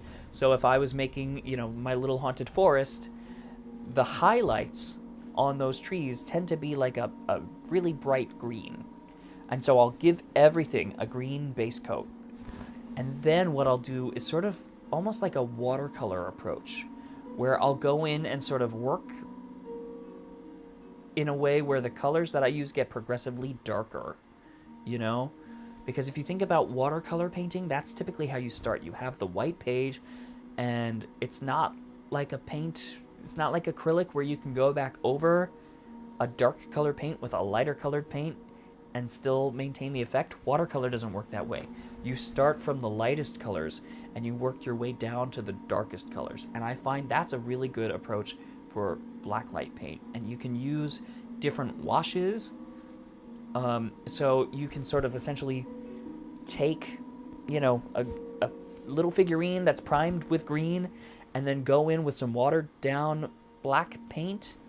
Sorry, I just got a notification that said something about a software update, and I was nervous it was going to be like, your computer will restart in 59 seconds, because it tried to do that to me before. Didn't want that to happen during the live stream.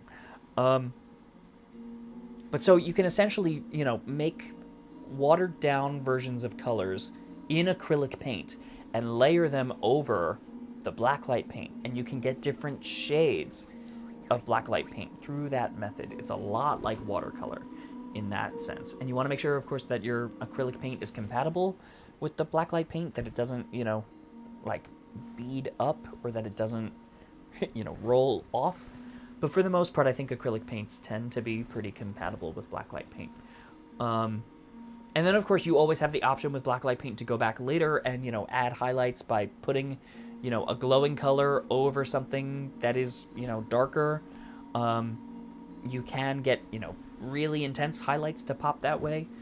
But it's just sort of counterintuitive, because I think the way that people tend to work with blacklight paint is they look and they say, I've got to use all blacklight colors and maybe black. And they just kind of try to mix all the different, like, neon colors. And they don't always mix as easily as you'd think, Sometimes the way that they mix is not necessarily intuitive to non-blacklight colors. You can mix, like a blacklight purple and a blacklight yellow and get sort of a weird, you'll get like a brown, but it'll be like a light brown. And I guess it's a light brown because it's literally emitting light when it's in blacklight.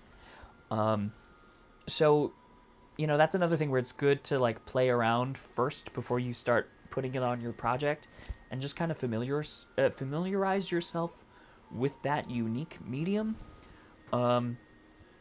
Also, something that I personally find and like to do is I'll take a blacklight flashlight when I go to the art store. So either I'll go to Michael's or I'll go to like a Blick. There's one that's a little further away that is sometimes for a special material. I'll make a special trip to Blick, and while I'm there, I'll take my blacklight flashlight and just go down the aisle and look at the colors in their little bottles and see sometimes an acrylic paint that you don't expect to respond to blacklight will glow.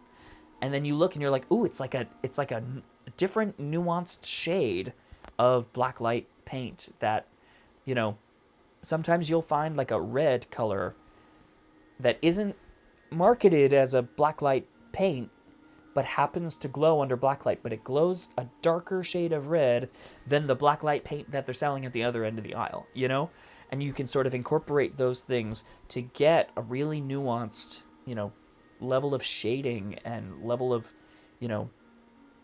sophistication in your color palette through blacklight. Because a lot of times what happens is people sort of work from, straight. Let me think about what I'm trying to say. They'll work straight out of the bottle with their blacklight paints. And so you get like a color palette of like 6 colors, and one is like neon yellow, and others like neon orange, neon blue, neon green, neon red, neon purple, and that's kind of it, you know? And there's nothing wrong with that, by the way. That's a totally valid choice. You have every right to do that if that's what you'd like to do. But if you're making something that's inspired by something like Snow White's Scary Adventures, they had very nuanced color palettes in that attraction. And that's part of what made it so beautiful, is because the colors, in a way, really resembled the animated feature, which was not painted in black light, but was painted with watercolors. At least the backgrounds were. The characters themselves in, the cell animation for Snow White, that was not watercolor. That was, a different kind of thing. But all the backgrounds in Snow White were painted in watercolor. So then when you go to do a dark ride and you're painting blacklight in a way that looks, that is similar to the approach for painting watercolor, you can get an effect that is strangely, it's surreal, but also, captures the essence of the movie while creating depth. And that's part of why those two-dimensional painted flats are so effective in rides like that, because the glow from the blacklight paint mixed with the non-glowing paints and then with the black paints, it really creates a contrast that feels like it pops out at you.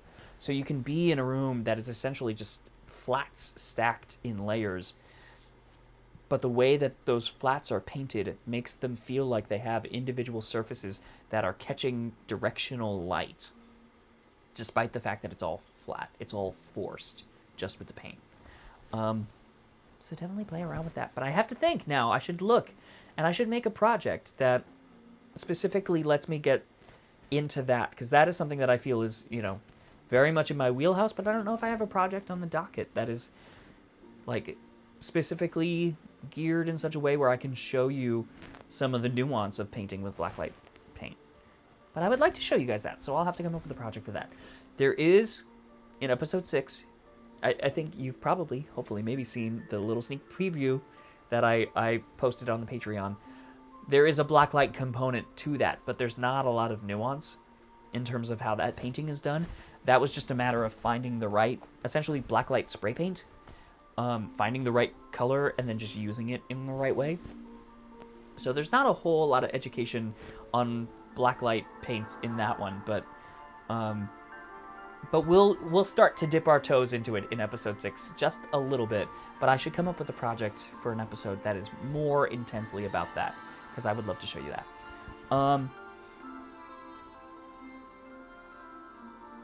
Oh, paper clay. Travis says, I personally love paper clay. That would also be really great for those little haunted forest trees. And of course, that dries in a much different way than epoxy sculpt. And it can be trickier, I find, to get really specific detail in there. But depending on what you're doing, you may not feel the need to get really hyper detailed with things. And paper clay does have some different abilities to get detailed, because you can go back in later with an X-Acto knife and sort of like peel little bits of it away and, carve into it a little bit. And it's very easy to carve into because it's essentially, paper pulp. And also you can sand paper clay, you can sand epoxy sculpt, but it's very hard. It's very hard once it's dry. I'm trying to think, it's almost like a rock, but not completely, because you can Dremel it and you can sand it, but it is very, very hard. Whereas paper clay is a lot lighter. It's also, it's lighter in terms of the material, to work with. If you went to go sand it, it sands much more easily than epoxy sculpt, but it's also physically very light. It's like featherweight. It almost feels like nothing. If you've got a small amount of paper clay, once it's dry, it's like, oh, it's gonna blow away. Whereas epoxy sculpt is like a rock, so it does get heavier. So depending on what you're doing, both have their benefits. Sometimes you look and you're like, I need this to be really sturdy. And then sometimes you're like, I just want it to be light and fun.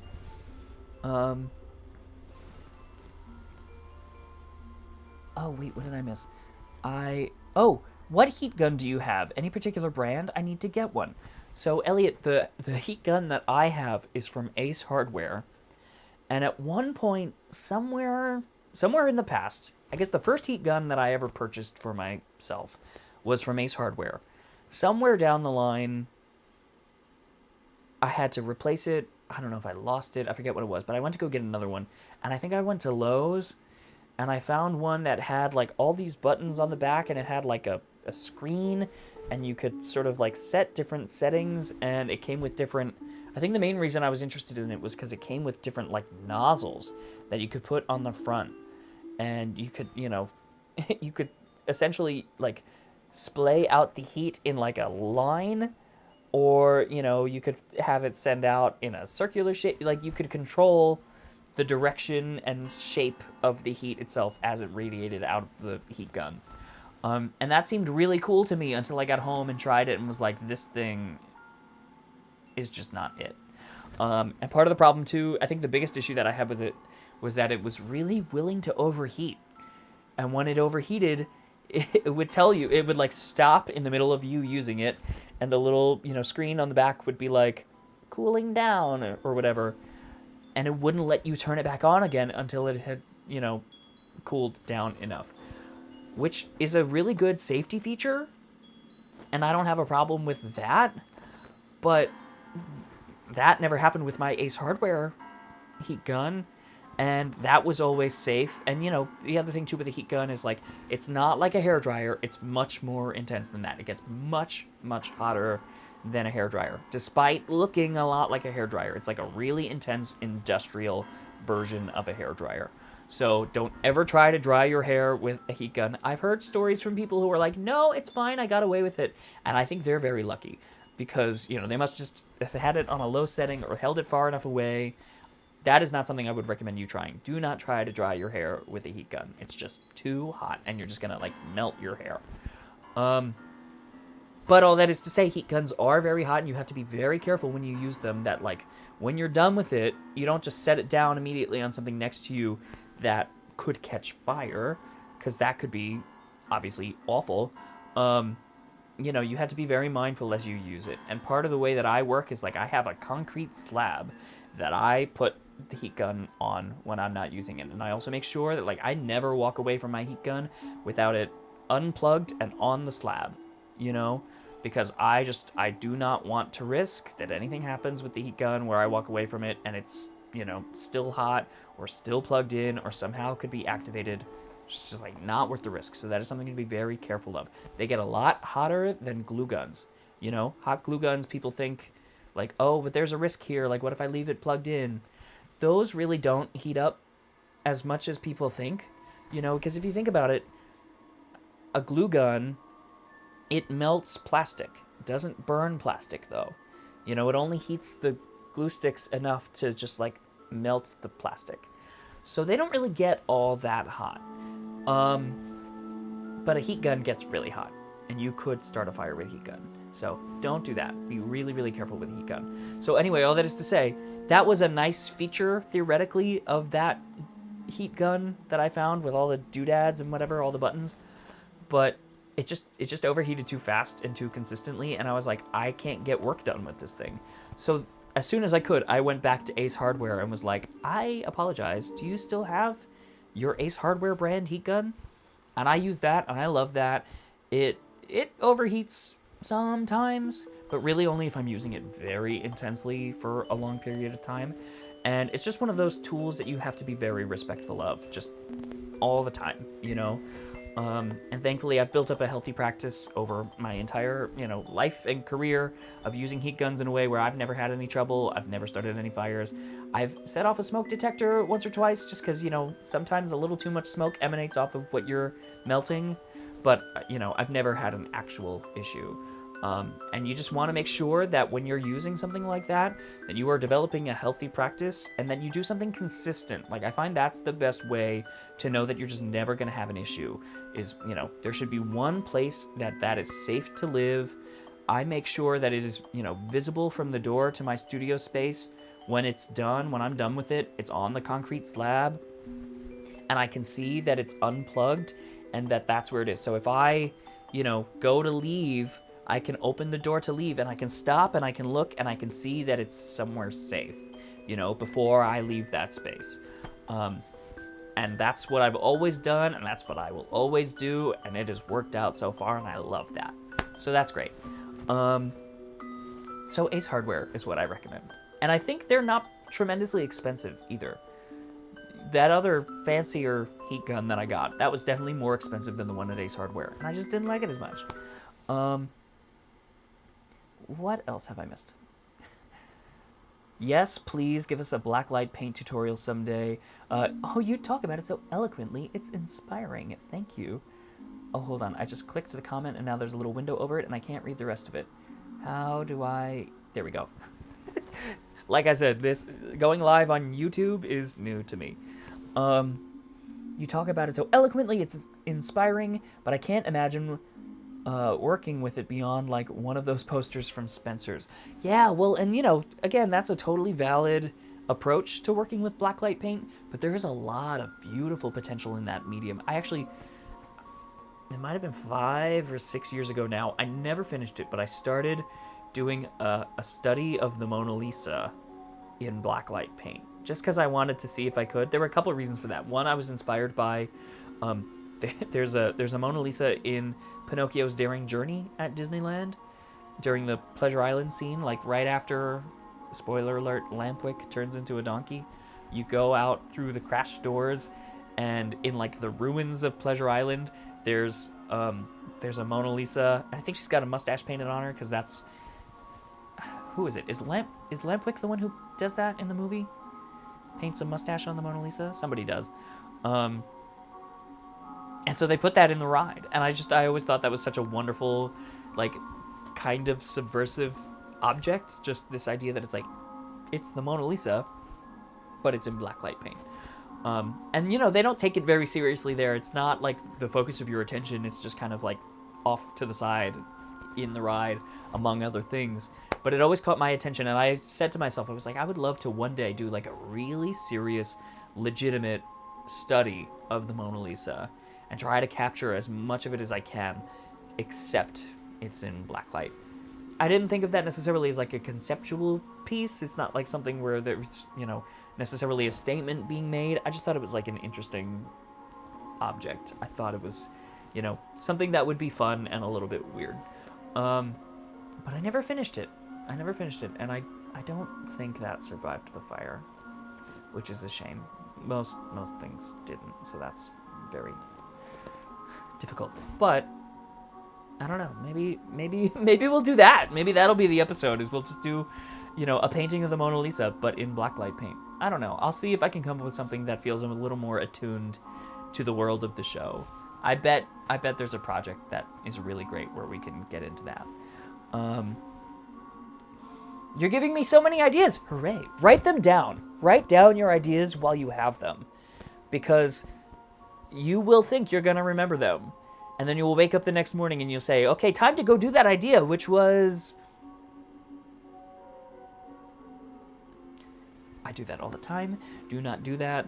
It's so tragic when that happens, because you're like, I know I thought of something wonderful.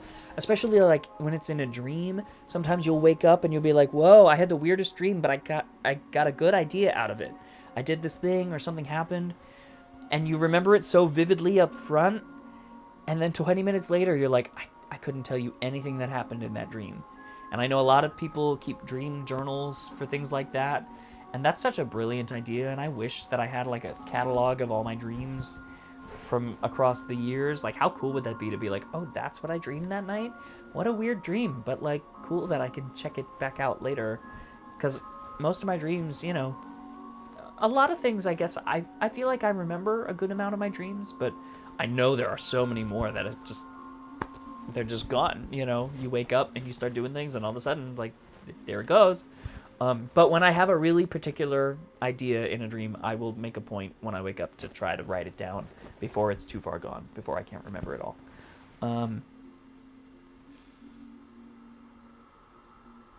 Oh, how can we see the work you did on the Snow White ride in your model? I think I have a TikTok about it. I know there's at least a TikTok about the little trees that I made, the little haunted forest trees. And that's probably in my mini Disneyland playlist on TikTok. I don't know. I maybe posted about them on Instagram, too. I might have a photo of them on Instagram. And at that point, I think that would be from, like, maybe April or May 2021, if you're looking for a date specifically. Yeah. I think that's where that is. Because that's around when Disneyland was reopening after its pandemic closure. It reopened in May of 2021. And that's when Snow White's Enchanted Wish opened, because they worked on that during the pandemic closure. So I think that's around that time. Somewhere around May 2021 is probably where you'll find that. Okay, so not just a thermal mat, but maybe one of those stones for a blowtorch. Yeah, that's a great idea. Definitely. It's the kind of thing where, you know, for a heat gun, I'm talking about the heat gun again, in case you're watching this later and I'm jumping around too much. In terms of the heat gun, yeah, it's definitely good to be, you know, what's the saying? Like, an ounce of prevention is worth a pound of recovery, or whatever it is. I don't know. I forget the exact phrase, but just like, be preventative, be overly safe with tools that heat up. If you ever use like a soldering iron, if you ever use a heat gun, if you ever use something that just gets ridiculously hot, just make sure that you're like taking proactive steps while you're using it. Even glue guns too. Like, it's still a good idea to be safe with glue guns, because I've heard some stories from people who like burned a hole in their counter because the nozzle, you know, sat down on it, and it didn't start a fire or anything, but like they got a hole in their counter. So it's just really good when you're using things like that, things that heat up. When you're a creative person, sometimes there are tools like that that you have to use. Just like go out of your way to be careful, you know, and just like be really intentional when you're using them. You know, don't let yourself get distracted. Keep your phone off, put it on do not disturb, you know, be in that space with those tools. Have a healthy respect for them, have a healthy fear of them, because it is true that some of them can do some really serious damage. And, you know, I now know from firsthand experience, because someone started a fire in my house, fire spreads quickly, you know? And my brother is a firefighter, and I always considered myself somebody who was, you know, overly prepared for something like that. And it happens faster than you can imagine. So, you know, just don't ever let it get to that place. Again, you know, fire had nothing to do with me. I was asleep when it started. Somebody else started it. So there was nothing I could have done about that. But, you know, it just reinforces this idea that it's like, you just have to be preventative, you know? Don't let it get to the point where you're trying to like solve a problem that's been started. Try to keep it in the realm where no problems get started at all. Hey, hello. I was about to say your name from TikTok too, because I know you from TikTok, but hello. Hi, Desiree. That's so funny. Hi, how's it going? Yeah, see, your full legal name here. Yeah.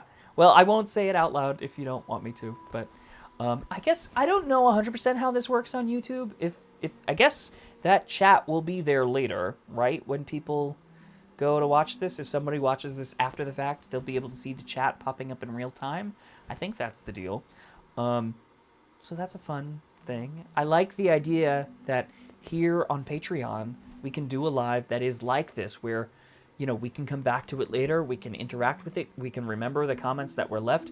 I'm trying, as I'm interacting with things, to restate the comment, just because I feel like that's a good practice, but it's nice to know, I believe, that chat will be there and things will pop up in real time. So what a nice way to sort of have a record of things. TikTok is not like that, you know? After the live is over, for the most part, it's basically just gone. And certainly all the comments, I can't tell you how many times I've ended a TikTok live and been like, oh, I wanted to go back through the comments, and I wish I could, just to like remember what people said, or like see what somebody said in that one moment, or, you know, whatever. See if there was anything that I missed that I should be acknowledging for later. I don't know. So it's nice here that we have, you know, basically that option. So I'm going to be making more use of this. And I hope that's something that becomes valuable to people. By the way, I have no idea how long I've been on here now. What time is it? Oh, it's 9 o'clock. Okay, so we've been here for like 2 hours. See, this is flying by. If you know me from TikTok, you know that once I get going on a live, it can just go and go and go and go. So, you know, who knows? Maybe that'll be something that ends up happening here on Patreon. Maybe we'll have a lot of lives that are just hours and hours long. But I hope that they're, you know, packed with information that is useful and valuable and helpful. That is kind of my hope, that I'm putting things out there, not just in the way where I'm just like spilling words out into the internet, that hopefully most of what is happening here, you're looking and saying like, oh, that's a good tip. Oh, that's something I should remember. Or I'm going to write that down. Oh, that inspires me for my next project. That's what I want people to get out of this stuff. I want them to look and be like, this is really helping me in my practice and helping me find ways to express myself creatively, that I maybe didn't know before or hadn't put together, or, any of that. Hopefully this is helping people in that way. I hope you're well. Thank you. Yeah, I'm feeling good. This is great. I'm really liking this live. I hope other people are enjoying it. This feels good to me. And it's nice to know that, the infrastructure now is in place and I can replicate this. I know how to do this now. Until about 5 minutes before this live started officially, there was a moment where I was like, I don't know if this is gonna work. It was showing up really choppy, and the action was broken up in weird ways, and my computer and YouTube weren't telling me exactly what was wrong, and thankfully I solved it really at the last second. But wasn't sure if it was gonna happen. I got nervous at the last second that I might have to postpone. So I'm glad that was not the case. Oh yes, that's definitely good. I knew what you were talking about when I joined. Are you excited for spooky season coming up? Yes, I am. And I was talking to somebody yesterday, actually, seeing if there's a way to get them involved in one of the projects that I'm working on for spooky season. So we'll see how that goes. I'm getting creative. Some of my spooky season projects relate to some movies and projects that are currently struck because of the SAG strike and the writer's strike. So unless those things get resolved, I may have to adjust my schedule a little bit, and some of those things may not happen this season, just because I stand with SAG and I stand with the writers, and I think it's important to take that seriously, and I don't necessarily want to do a new episode that promotes, a connection to a movie that is struck. So we'll have to, keep an eye out for that, but thankfully I've got a million projects on the roster. There's no question that there are going to be exciting things happening this Halloween. I'm just in a mode right now where I'm like, how best do I change these plans to make the most exciting season and have the episodes sort of work together? That's something that is really important to me. I feel like as we're entering spooky season, being sort of the first spooky season where I really feel like I've kind of got a handle on Out of the Ether and how things can come together, I want to make sure that the episodes that I'm making as we move into spooky season sort of feed each other. I think if you maybe have noticed in my Halloween how-to series on TikTok, those short, 1-minute videos, there were a number of times where I would do something in, one episode. I would show you how to do one project, and then I'd do, another, I say episode, it was a TikTok, you know what I mean. And then I'd do another TikTok that was another little project, and another TikTok that was another little project, and then at the end of the season I would have one project that combined those things together into one bigger project. And it's sort of, I think that was kind of my way of trying to compartmentalize big projects and make them feel more digestible, despite the fact that at the time I could only do 1-minute videos on TikTok. That was my way of trying to explain a bigger thing in a way that felt digestible. But now, with Out of the Ether, where I can do big, long-form episodes, I still want to have that in mind, but I'm like, now we can do that on a bigger scale, where, I can do a project in one episode that, gets a whole half hour's worth of attention, or multiple projects that, span that half-hour episode, that then feed into the next episode, and then that, by the time we reach Halloween, you look and say these last couple episodes have, built something really big out of it, but that it's all been broken down into really informative bite-sized parts where the mystery of but how do I even do that has hopefully just been swept away, where you look and say, this is so much more attainable than I thought it would be. If you just showed me the result, I wouldn't think I could do something like that. But now that I've seen all the steps and seen it in such detail, hopefully you look and say no, maybe I could do something like that. That's my hope. That's part of where I'm trying to go with this show. That it accumulates, that over time, not only do you look and say, wow, the amount of episodes keep growing, and that that signing up for the Patreon becomes a better deal because there will always be more episodes than there were last month, but that on top of that the episodes go together in a way that is like hopefully creatively satisfying, maybe narratively satisfying in a way, but also that the basis of our knowledge is sort of, weaving things together that maybe sometimes seems disparate in different episodes, and then can later come to a head in a project where you look and say, oh, but because of that episode, I know how to do that part, and because of this episode, I know how to do this. And because of all these different things, I now can achieve this other project that would have seemed scary a couple months ago before I'd started watching, That's part of what I hope. There are a lot of things that I hope, but that's one of the things that I hope, is that we can sort of really, get deeper on things where, they maybe seem complex at first if you were to just look at them, but once you break them down, it's not as scary as it seems. Message retracted. You can retract messages on YouTube chat. That's cool. That's good to know. I'm not trying to call you out for retracting a message. That is well within your right. I have no idea what it was. That's what it is. But that's cool to know. I'm just learning how this all works. Your take on a Haunted Mansion portrait in blacklight or a self-portrait in Haunted Mansion style would really be something incredible. See, now that's interesting that you say that, because one of the things that's on my list is a self-portrait. And there is some Haunted Mansion influence in there. There's something I had in mind from the ride, but I hadn't necessarily thought about that as a blacklight painting. And maybe that's a place where there's an opportunity to sort of put those things together. Something to think about. I did do a blacklight self-portrait a few years back. It might have been 2018, and it wasn't very big, and it was something quick. I kind of did it as a sketch, but I kind of liked how it turned out. Part of what's so magical about blacklight is the way that you can make things feel dimensional when they're perfectly flat. That's part of why that technique is used so intensely in those Fantasyland dark rides at Disneyland, is because you can take humble materials and make them feel so much more rich and alive, and like there's depth that isn't actually there. So that would be interesting, maybe to mix with this other idea that I have for a self-portrait. And I will say too, as an artist, that's something that I think, I don't know if I would say that I'm known for it, but something that I guess have made it my business to do historically is I've done lots of self-portraits. And I think, that's healthy as an artist to sort of like grapple with yourself through your art.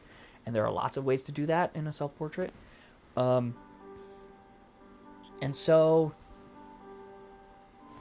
I think maybe I gotta get back to that a little bit. I gotta maybe do a few more self-portraits, because I think I haven't done one in a while. Actually, I think maybe the last one that I did was right before the fire in 2020. I did one right around my birthday that year, which was like 2 weeks before the fire. And it technically survived. That one kind of survived the fire, but it was distorted. It was warped. And I thought to myself, I think I shared it on Instagram, like right when I finished painting it. And after finding it later after the fire, I kind of thought to myself, I'm like, I might share this again in its new sort of like updated state, if you can call it that. And I don't think I ever did, so maybe I should do that at some point. But I think I've also, because it's been, a tricky couple years and dealing with the fallout from the fire and all those things, I think there's been part of me that's like, I don't know, I don't think I've done a self-portrait since then. And that's a long time for me to have gone without not doing a self-portrait. It's not like I do them all the time, but I think for a little while I was in a habit of doing at least one a year. And whether it was like a painting or just a drawing in the sketchbook, I would try to, at some point in the year, take a look at myself and just like take stock and see what was going on. It's interesting to see what you can sort of learn about yourself when you just sort of take a moment and decide, like, I'm just gonna look at myself and like bleed onto the page for a little bit, or onto the canvas, or whatever the case may be. And I do think it's true to an extent that everything you make, in a way, is sort of a self-portrait. Everything you make is reflective of you as the artist who made it in one way or another, and that can be fascinating to consider too. How are the things that I'm making reflective of me in ways that I didn't necessarily specifically intend? But I also think it's good to look and be like, I'm talking to you, buddy. I'm gonna hash things out with you now. I've been painting other people, I've been painting other things, I've been sculpting other things, I've been making other projects. But what are you doing? What's going on with you? So we'll see. That is something that I have in mind as an episode, is a self-portrait.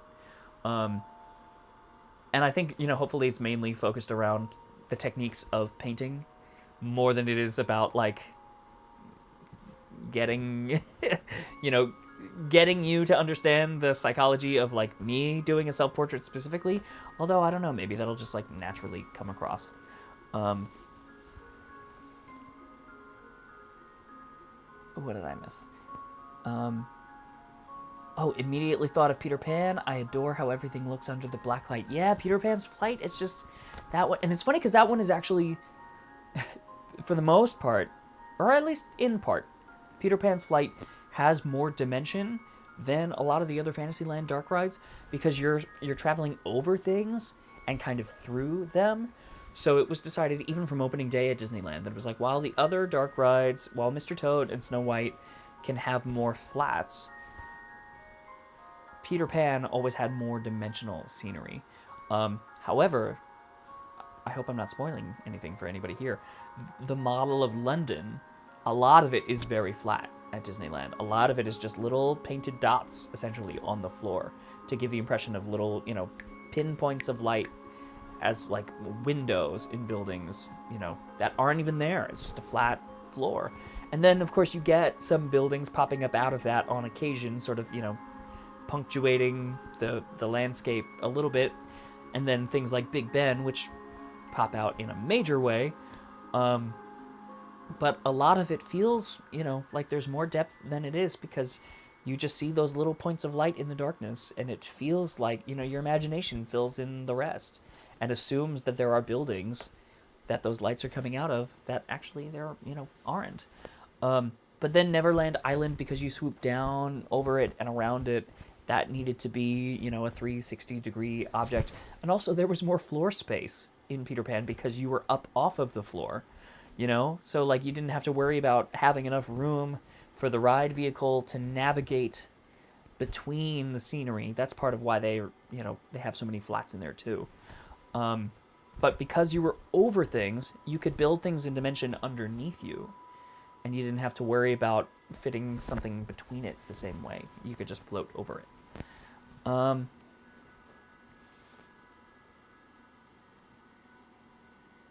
What is the effect they do on the painting in the Haunted Mansion where it looks normal? Oh, and then the lightning flashes and the painting is different and creepy. So that... Well, so there are a couple ways that has been done historically over the course of the lifespan of the Haunted Mansion. In the very, very earliest days, it was done with 2 slide projectors that kind of went in alternation. And so it was essentially a movie screen projected from the back, from behind. And it would show one slide and then would quickly, that slide projector would go down and the other one would come up and show the scarier, slide of that painting. And they would go back and forth. And at first, it flashed with the lightning outside the window. Somewhere very early on, I believe, that got tricky. I don't know if it was just, it wasn't always aligning, or if they were having issues with the slide projectors, or what it was. But somewhere pretty early on, they switched it. And they made it so that the different images slowly faded across from one to the other, and then back. So you had the good image, and then slowly that would fade down as the scarier image was fading up. And for a long time, that just stayed like that. I think, how many years was that? The ride opened in 1969. I think the flashing was maybe there until 1970, the early flashing version. But then I think in the some point in the 1970s and possibly in the year 1970, they changed it to the slow fade. And that stayed there until 2005. So somebody else can do the math on how many years that is. Is that, I was going to say 35, but I don't even know. I'm truly just guessing because math is just not my thing. So if I'm wildly off, just know that I didn't even try. So, but in 2005, that was when they changed that again to a different approach to the effect, but that ultimately was inspired by the original version. So what happened is now the paintings were once again changing with the lightning, and quickly, the light was flashing to reveal the scarier version of the painting. But now the method is different, and I'm almost hesitant to spoil it, but I don't know, maybe I just should. We're in a safe space, and we're here to learn about things. So if you don't want to know how it's done, if you want the surprise to remain, skip the next minute of the video or whatever. But the way that it's done now is that the nice image, the gentle version of the, two phases of the transformation, is printed on a scrim and then textured with like a clear coat, like a textured clear coat that looks like paint brushes over that scrim. And what that does is it creates the illusion of brush strokes, as if the image was painted in oil paint on a canvas, which is something that I did with my April-December lenticular back, I think, in 2021. There's a TikTok about that too. And we'll do something like that again here on Out of the Ether, but we'll do an expanded version on Out of the Ether, so keep an eye out for that. And then behind that, immediately behind, like pressed up on the backside of that scrim, is like a transparency almost of the scary version. And so when they light that from behind, it shines through the scrim and the layer of clear brush strokes, So when there's light on the front, on the outside, you just see the nice version on the surface of the scrim. But then when that light goes down and the flashing light starts in sync with the lights in the windows on the opposite side of the hall, you can see the scary version emerge through that scrim. But it's a tight scrim. It's a very small, the weave is very tight, and so the holes are very small. And so you can't really perceive, you have to get really, really close to those paintings to even tell that they are a scrim. It just kind of looks like a textured canvas with like brush strokes on it. But there are, truthfully, holes that are just big enough to let enough light come through that second image, when the light flashes from behind, it makes its way out and it appears. That's very similar to how the paintings are done. Sorry, not the paintings. The portraits are done in the attic now with Constance and her husband's, where their heads disappear. They have a version essentially silk screened onto the front with the head, and when the portrait is lit from in front, you see, the husband's heads in place. But then when it's lit from behind, that image has no head, and it shines through the scrim, and the light goes down in the front, so those lights have to move in sync, in alternation. And it creates the impression that the head has disappeared from that. I guess they're photos.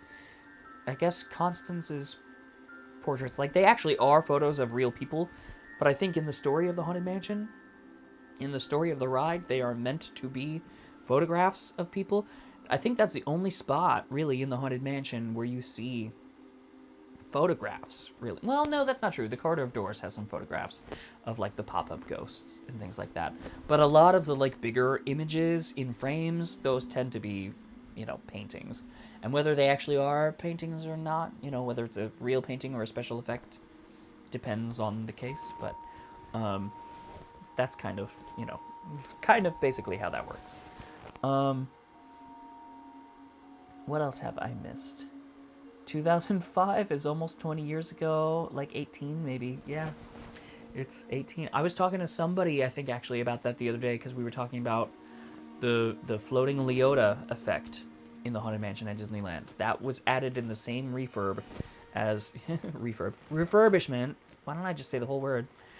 That same refurbishment in 2005, when they added the new updated changing portraits, that's when Madame Leota started floating around the Seance Circle. And I got scared realizing the other day, I was like, that was 18 years ago. Because I remember that very clearly. That was an exciting time, really, because that was, I guess, January of 2005. And that year, 2005, was Disneyland's 50th anniversary. So it was like a gift for Disneyland's 50th anniversary that the Haunted Mansion got some upgrades, and we knew there were more upgrades on the horizon for different parts of the park, but also the Haunted Mansion in particular. Little did we know that next year was when Constance was gonna show up. That didn't become clear until later.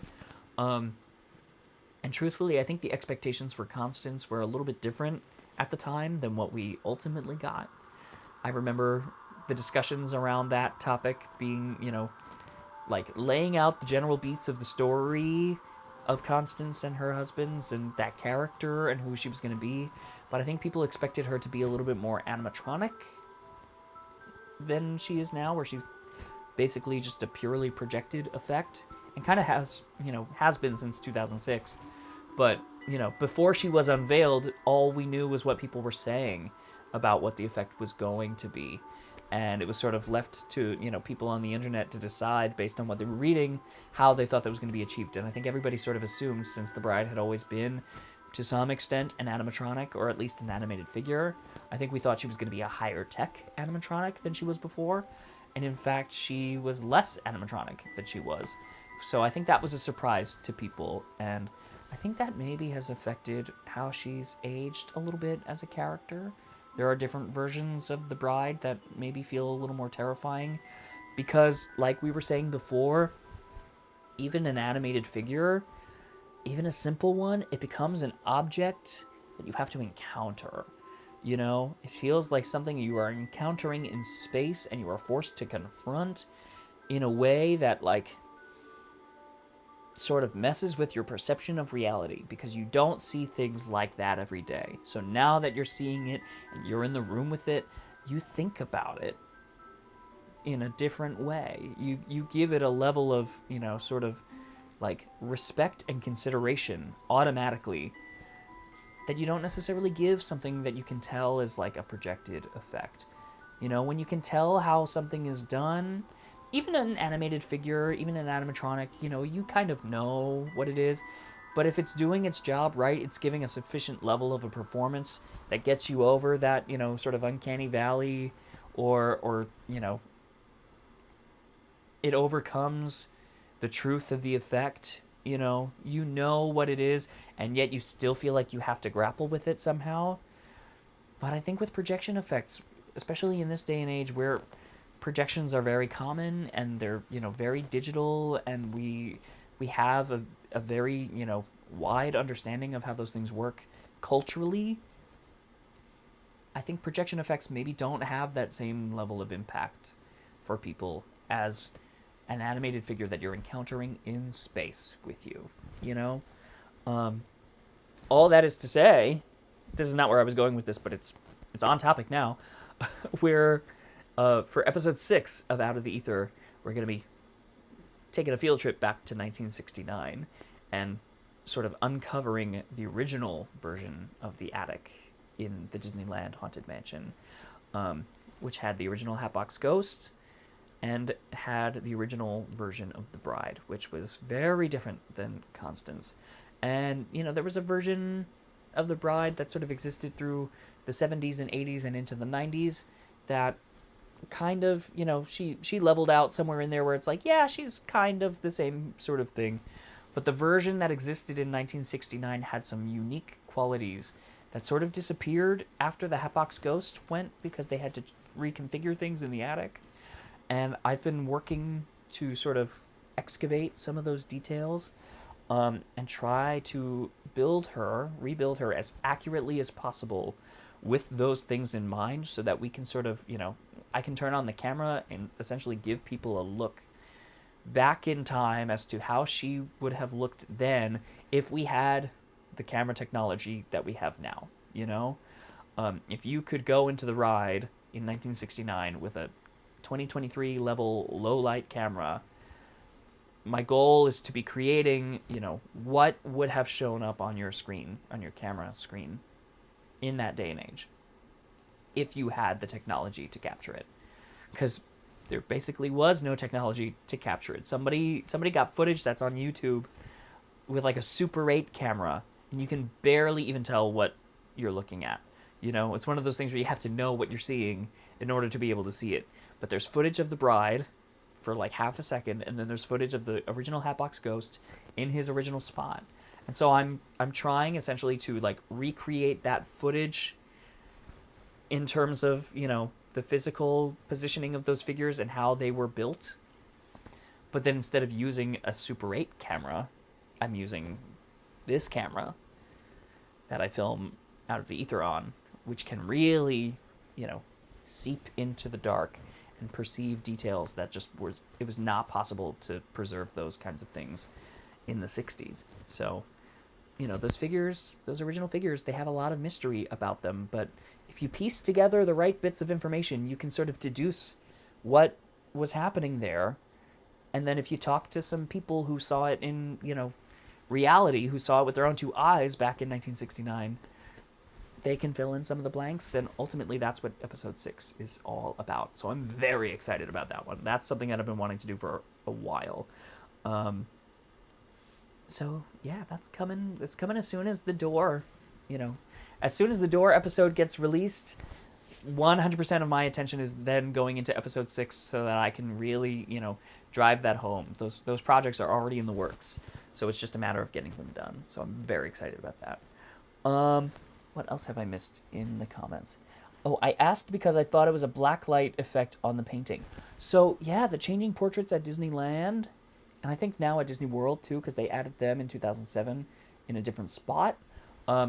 They don't actually use blacklight. Those are lit from behind with LEDs, and I believe they're lit from the front with, I don't think it's necessarily an LED light.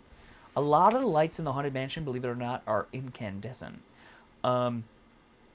Just because, like, getting LEDs to operate the exact same way and look exactly the same and have the same effect, it's not always easy. It's not always, that technology is very, like, it has advanced a lot in the past, decade or two, and LEDs are capable of a lot of really interesting specific things, but creating the very specific lighting circumstances that a lot of the effects in the Haunted Mansion call for, it's not always possible. So a lot of the lights in there, a lot of rides have gone to the lengths of replacing old fixtures with new updated LED fixtures. The Haunted Mansion is not necessarily one of those. There are a lot of light fixtures in that ride that are still, the old incandescent versions, or the old blacklight, CFL, or I guess not CFL. I guess they didn't use compact fluorescence back then, but they used, fluorescent tube blacklights. And a lot of those are still in place too, because the LED blacklights, they do not work the same exact way. And sometimes that subtlety, that's one of the things, I'm sure when we go to do an episode on blacklight painting, that is something we will bring up, the difference between UVA light, UVB light, and UVC light. Because you can get some slightly different effects with slightly different kinds of instruments. And sometimes that's good and sometimes that's bad. Because I've seen circumstances like we were talking about Peter Pan's Flight before. At Walt Disney World, they did a refurb somewhere, I think, back at like maybe 2015 or something like that. they replaced all the blacklight fixtures in the London scene with UVC blacklights, as opposed to, I believe, what they were originally, which was UVA. I think that's what they were to begin with. And unfortunately, UVC casts a lot of purple light. So the way UVA works is it just activates the paint, just activates the blacklight paint. But it doesn't throw purple light onto something. The only way you can get purple, cast on something out of a UVA blacklight is if you paint it with purple blacklight paint. If you look at the blacklight itself, you will see that it is glowing purple. The tube itself will be purple, but it doesn't project purple colored light out of it. It just gives the ultraviolet ray, and there's basically no visible light. The only visible light that will come out of that is the paint reacting, blacklight paint reacting in the area. But UVC throws a lot of purple light out of those fixtures.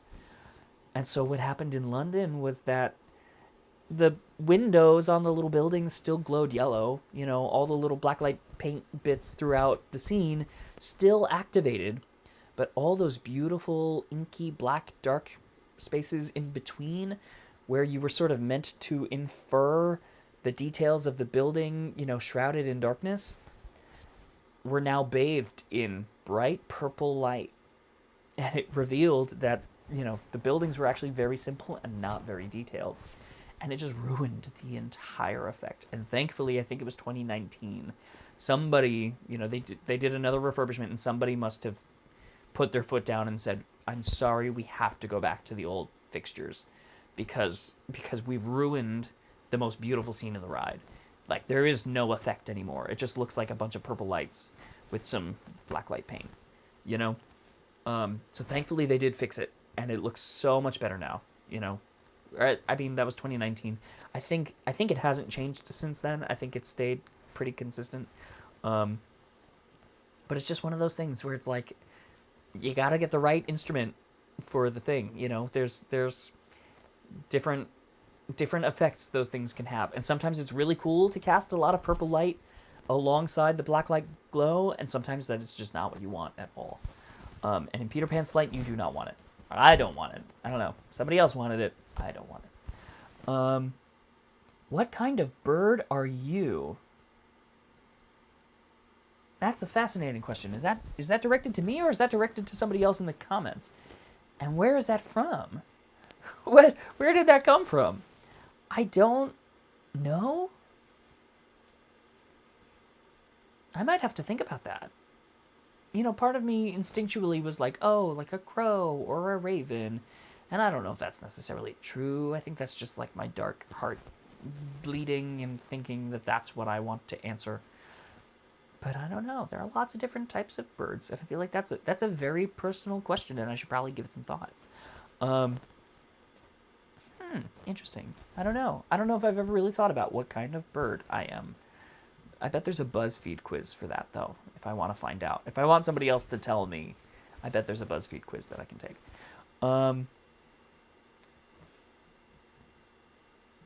Desiree says, I remember being 6 and going to Disneyland for the 50th anniversary with my mom and siblings. My best and happiest memories. Oh, that's so sweet.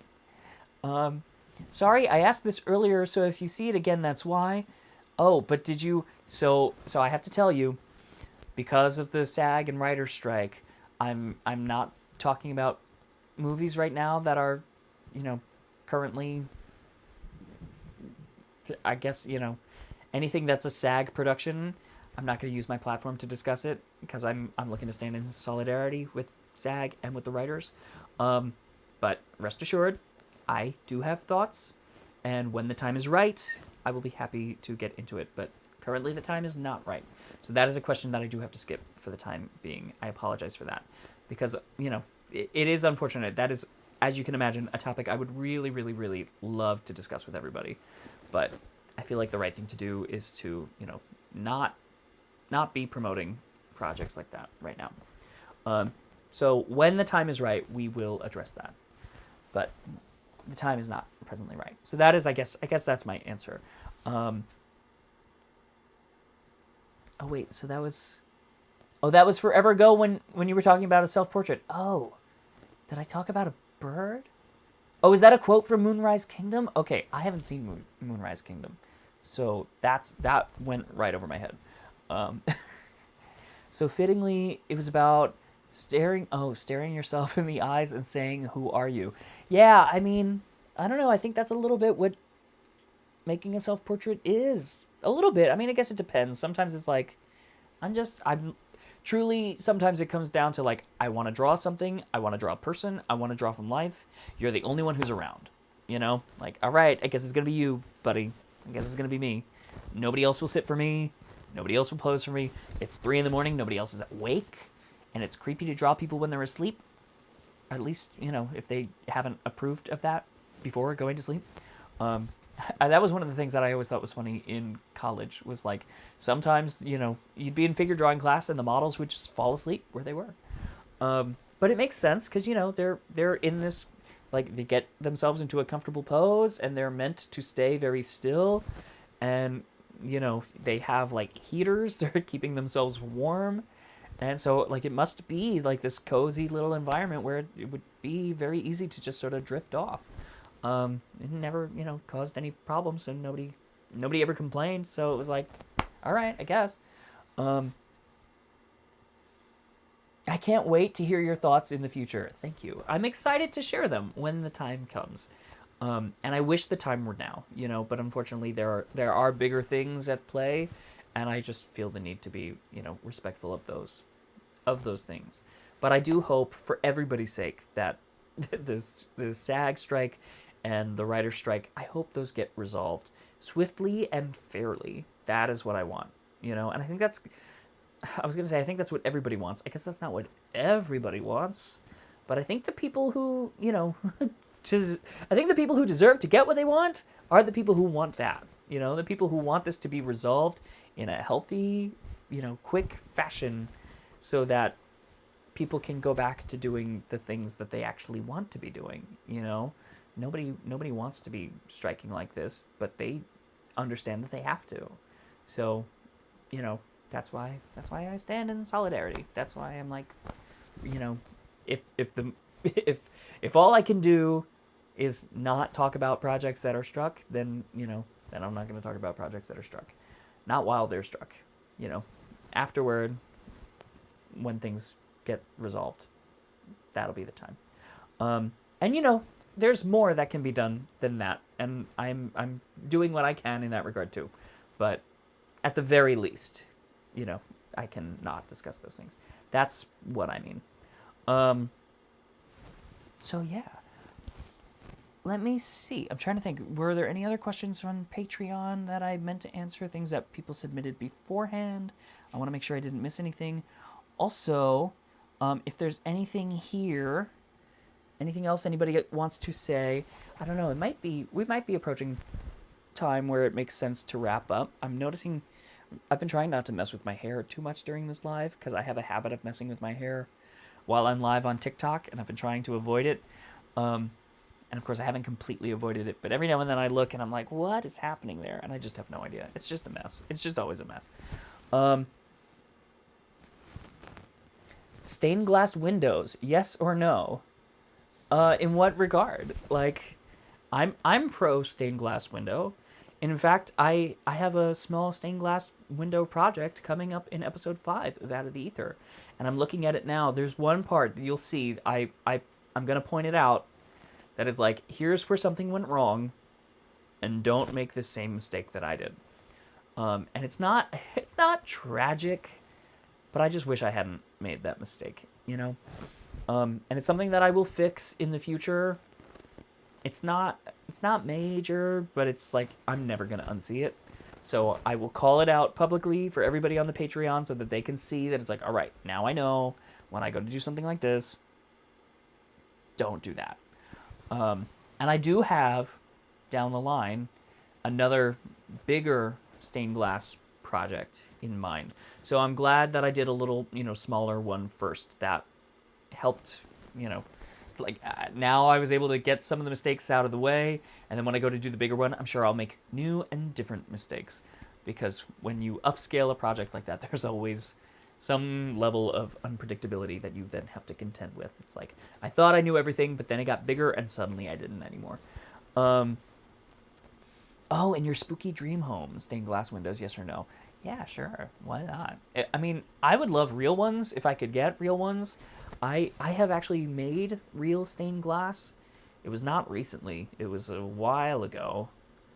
I was going to say 20 years. That's not true. It wasn't that long ago. Maybe 15 years ago? That's terrifying. And I'll be honest, the stained glass that I made, I think I was... I don't know. I think I didn't nail it. What I was trying to do, I don't think I totally brought it together. And I had a friend in particular who was making stained glass, and they were like, "Oh, you should come over, and like we should like just come dabble, like come feel it out. Like I have everything set up, and just like explore." And then I had another artist friend who came over, and we were all making stained glass together. And I felt like everybody else was making like much cooler stained glass than I was. And I think I just kind of like I picked a pocket of an idea that I was gonna go into, and I just think I picked the wrong pocket. So what I did was fine, but I didn't think it was beautiful. Meanwhile, what everybody else did, I was like, oh my god, like that's just gorgeous. So all that is to say, that would be a fun episode to do in the future, because that is something that I know how to do. But it also requires much more infrastructure than fake stained glass, which is a lot more accessible, and also less dangerous, you know, for a number of different reasons. But also the places in which I'm using these stained glass projects, the one that I just did and the one that I have on my list to do in the coming months, it's probably better in those particular spots to not have real glass. So one day, in the spooky haunted house of my dreams, we'll have real stained glass, but we'll also probably have some fake stained glass in strategic spots, just to maximize the effect. Haunted dream home, dream haunted home. Yeah, I don't know. I'm not sure what the order would be there. I just want you to wax poetic about all the cool things you want in a house. Oh boy. Oh, let me think. Isn't that what I'm doing? Isn't that what Out of the Ether is? If you think about it, in a way, it's part of what's going on. It's part of what's happening there. But, you know, there's stuff, I don't know, maybe I shouldn't say that, because there's stuff you haven't seen unfold yet. There are things coming in episodes down the line that, you know, you haven't seen yet. And it's funny, because I've mentioned this before to people, but I don't think I've said it on the Patreon. Because things took so long with episode 1, and part of that was just because I was developing the whole infrastructure for the show and, you know, creating everything from scratch, and, you know, had to get to the place where you could even do one episode before you could do that episode. Because that took longer than I expected, episode 2 was not actually meant to be episode 2.